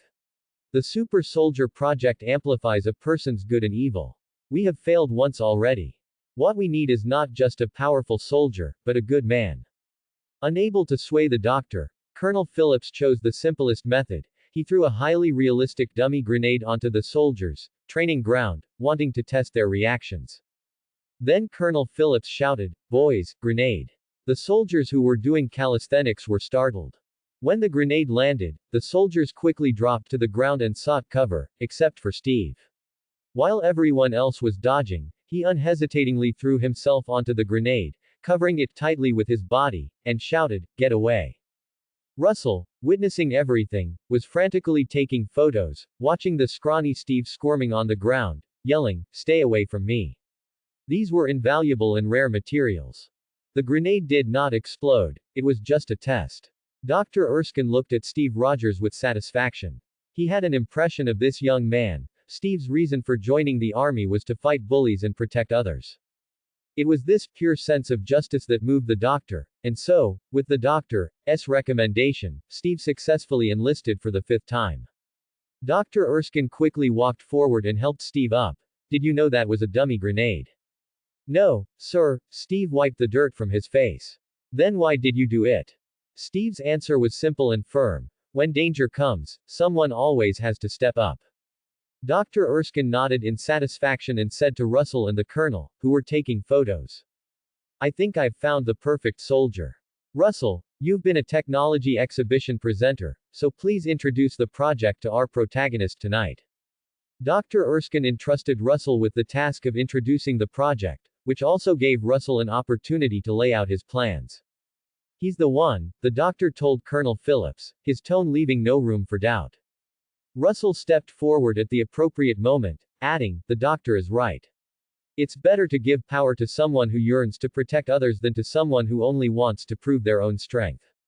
As night fell, in a temporarily rented office in a U.S. military camp, Russell adjusted his tie, ensuring his Stark Industries ID badge was properly pinned to his chest. He had just seen Dr. Erskine off, having obtained permission for a private meeting with Steve Rogers under the pretext of conducting an initial psychological assessment and discussing plan details. Steve knocked on the door precisely on time. His short stature made his uniform look ill-fitting, and his blue eyes held anticipation for the secret plan he was about to learn, along with a hint of imperceptible tension. "Mr. Rogers, please come in," Russell said with a smile, stepping aside to let him enter, his tone gentle and professional. "We need to discuss some core details of the Rebirth project, and the preparations you need to make." Just as Steve fully entered the room, turning his back to Russell and walking towards the chair, a glint of successful planning flashed in Russell's eyes. He silently retrieved the memory loss stick from the system space, obtained from the Megamind world, and swiftly and precisely struck Steve forcefully on the back of his neck. Steve only managed a short grunt before his vision went black, and he slumped to the ground, unconscious. Russell quickly closed the door, dragged Steve to the chair in the center of the room, secured him slightly with rope just in case, then stepped back 2 paces and took a deep breath. System, activate famous scene replication. Replicate the famous scene, Kotoamatsukami Tsukuyomi variant, from Uchiha Itachi's Mangekyo Sharingan in Naruto. Famous scene replication activated. Retrieving famous scene database, Mangekyo Sharingan template loading, duration, 5 minutes. Instantly, Russell felt a searing pain in his eyes, as if hot irons were pressed against his eyeballs, and eventually, tears of blood flowed. He couldn't help but let out a muffled groan. His vision first blurred, then became incredibly clear. Russell could feel the shape of his pupils changing, complex patterns spinning within them. It was Uchiha Itachi's Mangekyo Sharingan. At the same time, a stream of information about the use of Kotoamatsukami poured into his mind. How to implant an ultimate genjutsu command that is almost undetectable and cannot be dispelled by conventional means when the opponent is completely unprepared or mentally weak. Time is limited, I need to brainwash him quickly. Russell suppressed the discomfort in his eyes, walked to the unconscious Steve, held his head with both hands, and forced his tightly closed eyes to face him. "Wake up," he low growled, simultaneously using his director's commentary ability to enhance mental penetration. Steve's eyelids trembled slightly, then opened blankly. What entered his vision were Russell's spinning Mangekyo Sharingan, containing an indescribable power. Steve's consciousness had not fully awakened before it was completely drawn into those eyes. His blue pupils instantly lost focus, reflecting the Mangekyo pattern. Russell felt his mental power rapidly depleting. He dared not delay and immediately used the authority of Kotoamatsukami to deeply implant the preconceived command into the deepest layer of Steve's consciousness, overriding and modifying a part of his core cognition. "Your name is not Steve Rogers. You come from a distant eastern country. You are the most steadfast socialist warrior, and your codename is Shi-Amen, People's Warrior Shi. You are lurking here with noble ideals. Your mission is to integrate, become, Steve Rogers, and await awakening. Your core belief has never changed. Serve the people, protect the weak, be selfless, and dedicated to others. This does not conflict with Steve Rogers' superficial kindness. In fact, it is the source of his deeper inner strength. When you hear the specific awakening command, Socialist Warrior Shi-Amen, your true memories and personality will temporarily awaken to execute the highest priority mission or provide crucial intelligence. After the command ends, you will revert to Steve Rogers' superficial personality, but deep within, Shi-Amen's beliefs will always serve as your spiritual pillar, making you more resolute when you are lost. Remember, be selfless and dedicated to others. Mission codename, Lee Kyun. Russell's words were like a carving knife, meticulously engraving a new identity and mission into Steve's blank consciousness. He cleverly grafted and strengthened the core qualities of the true Steve Rogers: kindness, justice, and protectiveness, with the beliefs of Shi-Amen. This made the implanted personality not a complete replacement, but rather a deep, latent, second core. Famous scene replication effect ongoing. Belief implantation 85%. 90%. Personality anchor setting complete. Russell put away the memory loss stick, untied Steve, and then gently patted his cheek. "Rogers. Steve. Are you alright?" Steve Rogers slowly regained consciousness, his eyes initially a little dazed, then quickly focusing. He touched the still sore back of his neck, a hint of confusion on his face. Mr. Russell. What happened to me? I seemed to have suddenly fainted. His voice and demeanor were still entirely that of the thin but determined young man from Brooklyn. Russell showed just the right amount of concern. Perhaps it's recent fatigue, combined with your previous injuries. You suddenly fainted, which gave me quite a scare. How do you feel? Do we need to talk another day? No, no need. Steve immediately shook his head, his eyes once again firm and full of anticipation. I'm fine now. Please continue telling me about the plan. He had no suspicion whatsoever about what had happened during his brief unconsciousness. Russell nodded with satisfaction in his heart. He knew that a seed had been deeply planted. The Steve Rogers before him was still Steve, but in the deepest part of his consciousness, a warrior named She-Aman was sleeping, awaiting that awakening command. Well, since you're fine, I'll properly introduce the Rebirth Project to you. It's a good time to adjust your state so you don't mess up when the time comes. Famous scene, latent socialist warrior, recorded. Meme energy +50. Current Marvel set meme energy, 6100s. Russell looked at Steve, who was oblivious to the future and had pure eyes. A director's smile playing on his lips, a smile only he understood. The future Captain America was now just an ordinary, scrawny U.S. youth. Once he took the muscle-building serum, there would be no more opportunities. The mischievous Russell planned to make Captain America shout, "Hail Hydra!" Every day after S.H.I.E.L.D. was established. The show had just begun. Russell calmly poured Steve a glass of water, as if nothing had just happened. He sat opposite Steve, a professional smile on his face. Feeling better, Mr. Steve? I imagine Colonel Phillips must have given you some instructions before you came here. Regarding the Rebirth Project, the Department of Defense plans to cultivate super soldiers capable of fighting 100-1, by researching a super agent. Russell's tone was steady, but his gaze, through the eye of the fourth wall, observed Steve's status tag, expectation for the future. Yes, the colonel said it concerns the direction of the war. Steve sat up straight and answered seriously. Not just the war. Russell leaned forward slightly, lowering his voice to create an atmosphere of secrecy. The doctor believes that power amplifies a person's essence. A good person will use it to protect more people, while a vile person will bring greater disaster. He chose you precisely because he saw your kind soul. Steve's eyes flickered slightly, and an indescribable sense of being trusted arose from the bottom of his heart. He nodded vigorously. I understand. I will not betray this trust. Very good. Russell stood up. The core of the project is Dr. Erskine's serum formula, combined with the life ray activation chamber designed by Mr. Stark. The process may be very painful, but theoretically, it can unleash all the potential within your body. Russell explained earnestly, while using his ability to help Steve better immerse himself in it. Remember, Mr. Rogers, Russell put down his pen at the end of the explanation, his gaze fixed on the resolute young man. No matter what happens, no matter how much pain or temptation you feel, hold fast to your deepest beliefs. That is your true source of strength, something no one can take away. I will, Steve Rogers, or rather, She-Aman, people's warrior she, who slumbered deep within Steve, solemnly promised.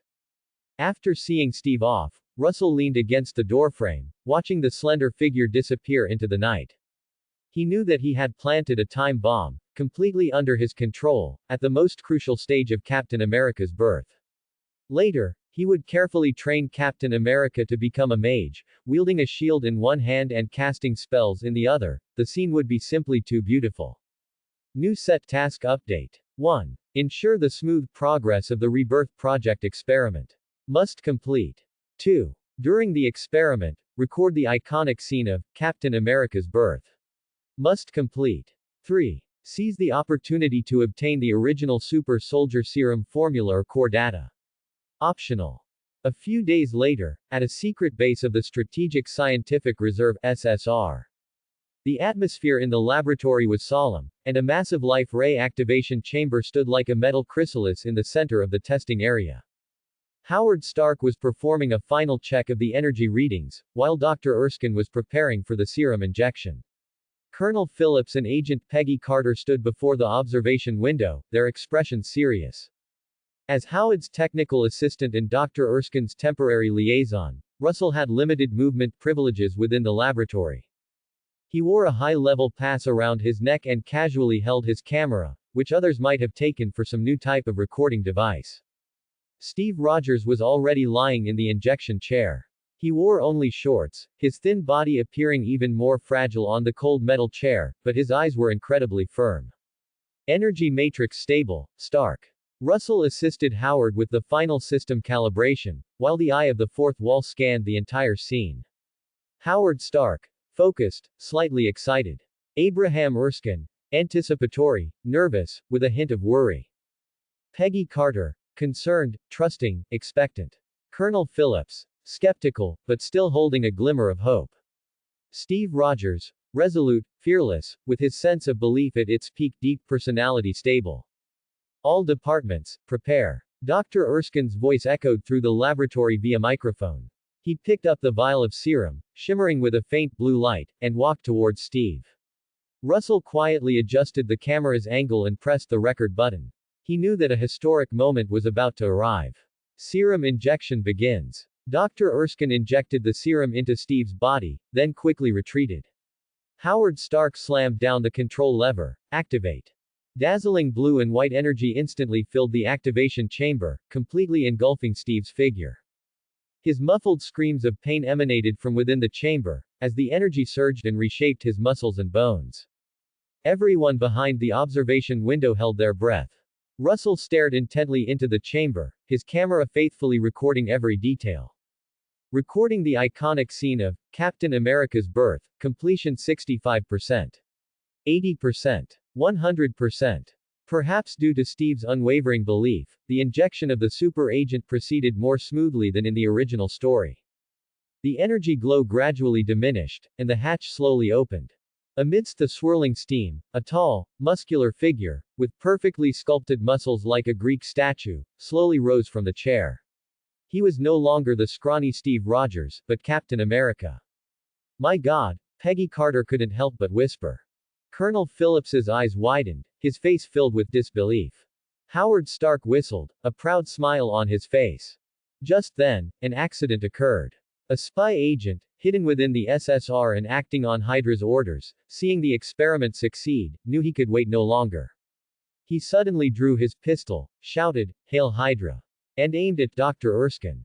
No! Steve exclaimed. A gunshot rang out. Russell's pupils contracted. His crisis intuition had given him a faint warning just before the shot.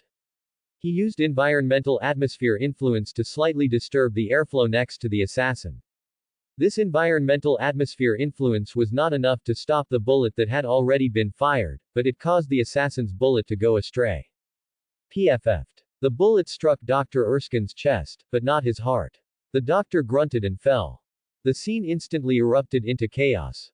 The assassin tried to fire a second shot, turning his aim towards the fallen drive. But Steve, having gained the super soldier physique, reacted with lightning speed. He grabbed a nearby prototype metal shield and, like a leopard, charged out, slamming into the assassin and sending him flying. His movements were swift and precise, full of power. Russell's camera closely followed Steve's figure, recording the moment he first used his strength, easily subduing the attacking agent. Hail Hydra! After saying this, the unwilling agent bit into the poison capsule in his mouth and committed suicide by poison. Recording the iconic scene of Captain America's birth, completion 100%.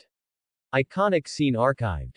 Meme energy plus 50. Energy full, extracting. Obtained clapperboard primary, slightly stops or interferes with actor's actions.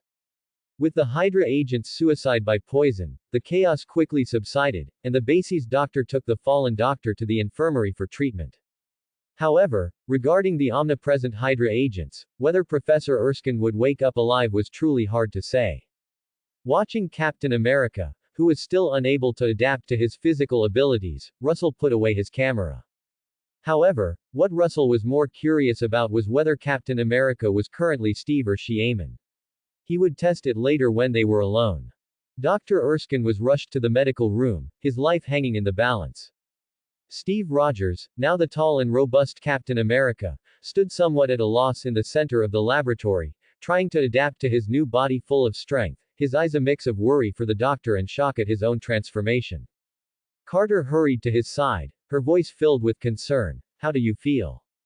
I don't know, Steve said honestly, looking at his hands, it feels strange. His voice was louder and more powerful than before. Howard Stark circled Steve twice, exclaiming in wonder.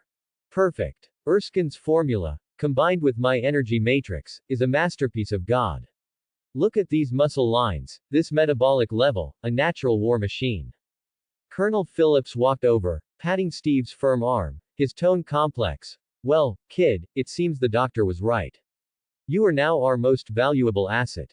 He then turned to Carter. Agent Carter, arrange Rogers' adaptive training and tactical assessment as soon as possible. We need to know what he is truly capable of. Yes, Colonel, Carter nodded in agreement.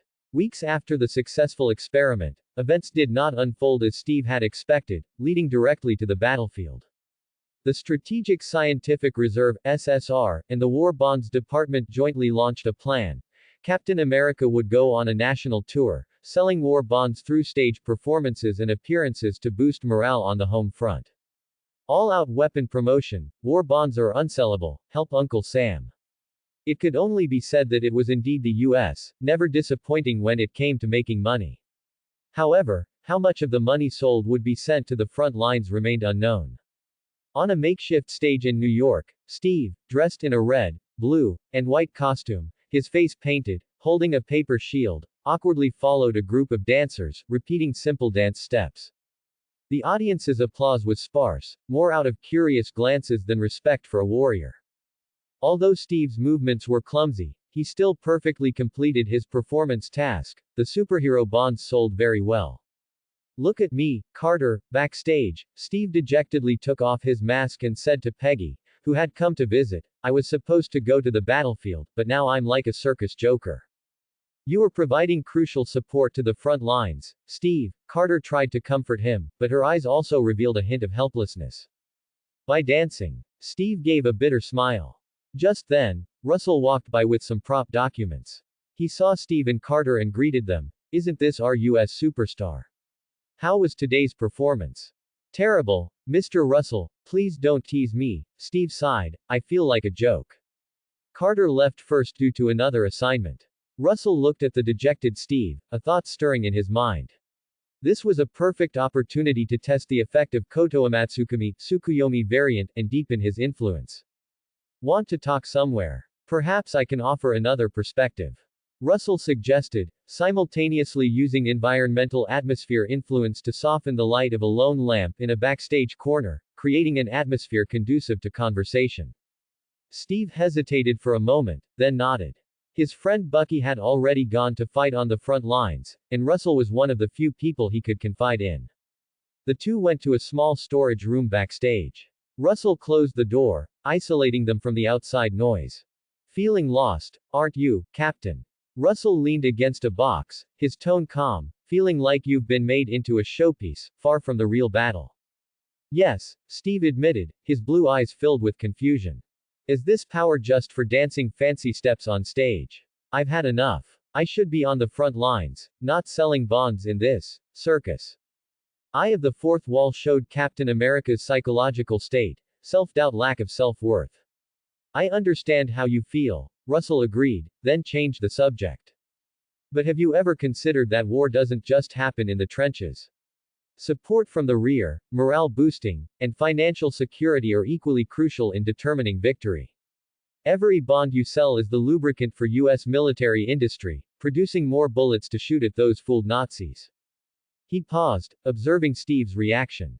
Steve looked thoughtful but was clearly not entirely convinced. Russell decided to proceed with the first test. He used director's commentary, his voice carrying a subtle, almost imperceptible mental guidance. Steve, remember your deepest conviction. You long to protect others. This conviction should not be constrained by the current situation. Even on stage, you are still acting upon it. You are securing the resources the soldiers on the front lines need. I understand what you mean, Mr. Russell. But I still want to fight firsthand. The opportunity will come, Russell assured him. Then, seemingly casually, in a very low but clear voice, as if giving a simple encouragement, he uttered the awakening command. She aim people's warrior she tell me, can you understand this latent value? Instantly. Steve's body stiffened imperceptibly for a fraction of a second. The confusion and loss in his eyes were instantly wiped away, replaced by an incredibly firm gaze and conviction.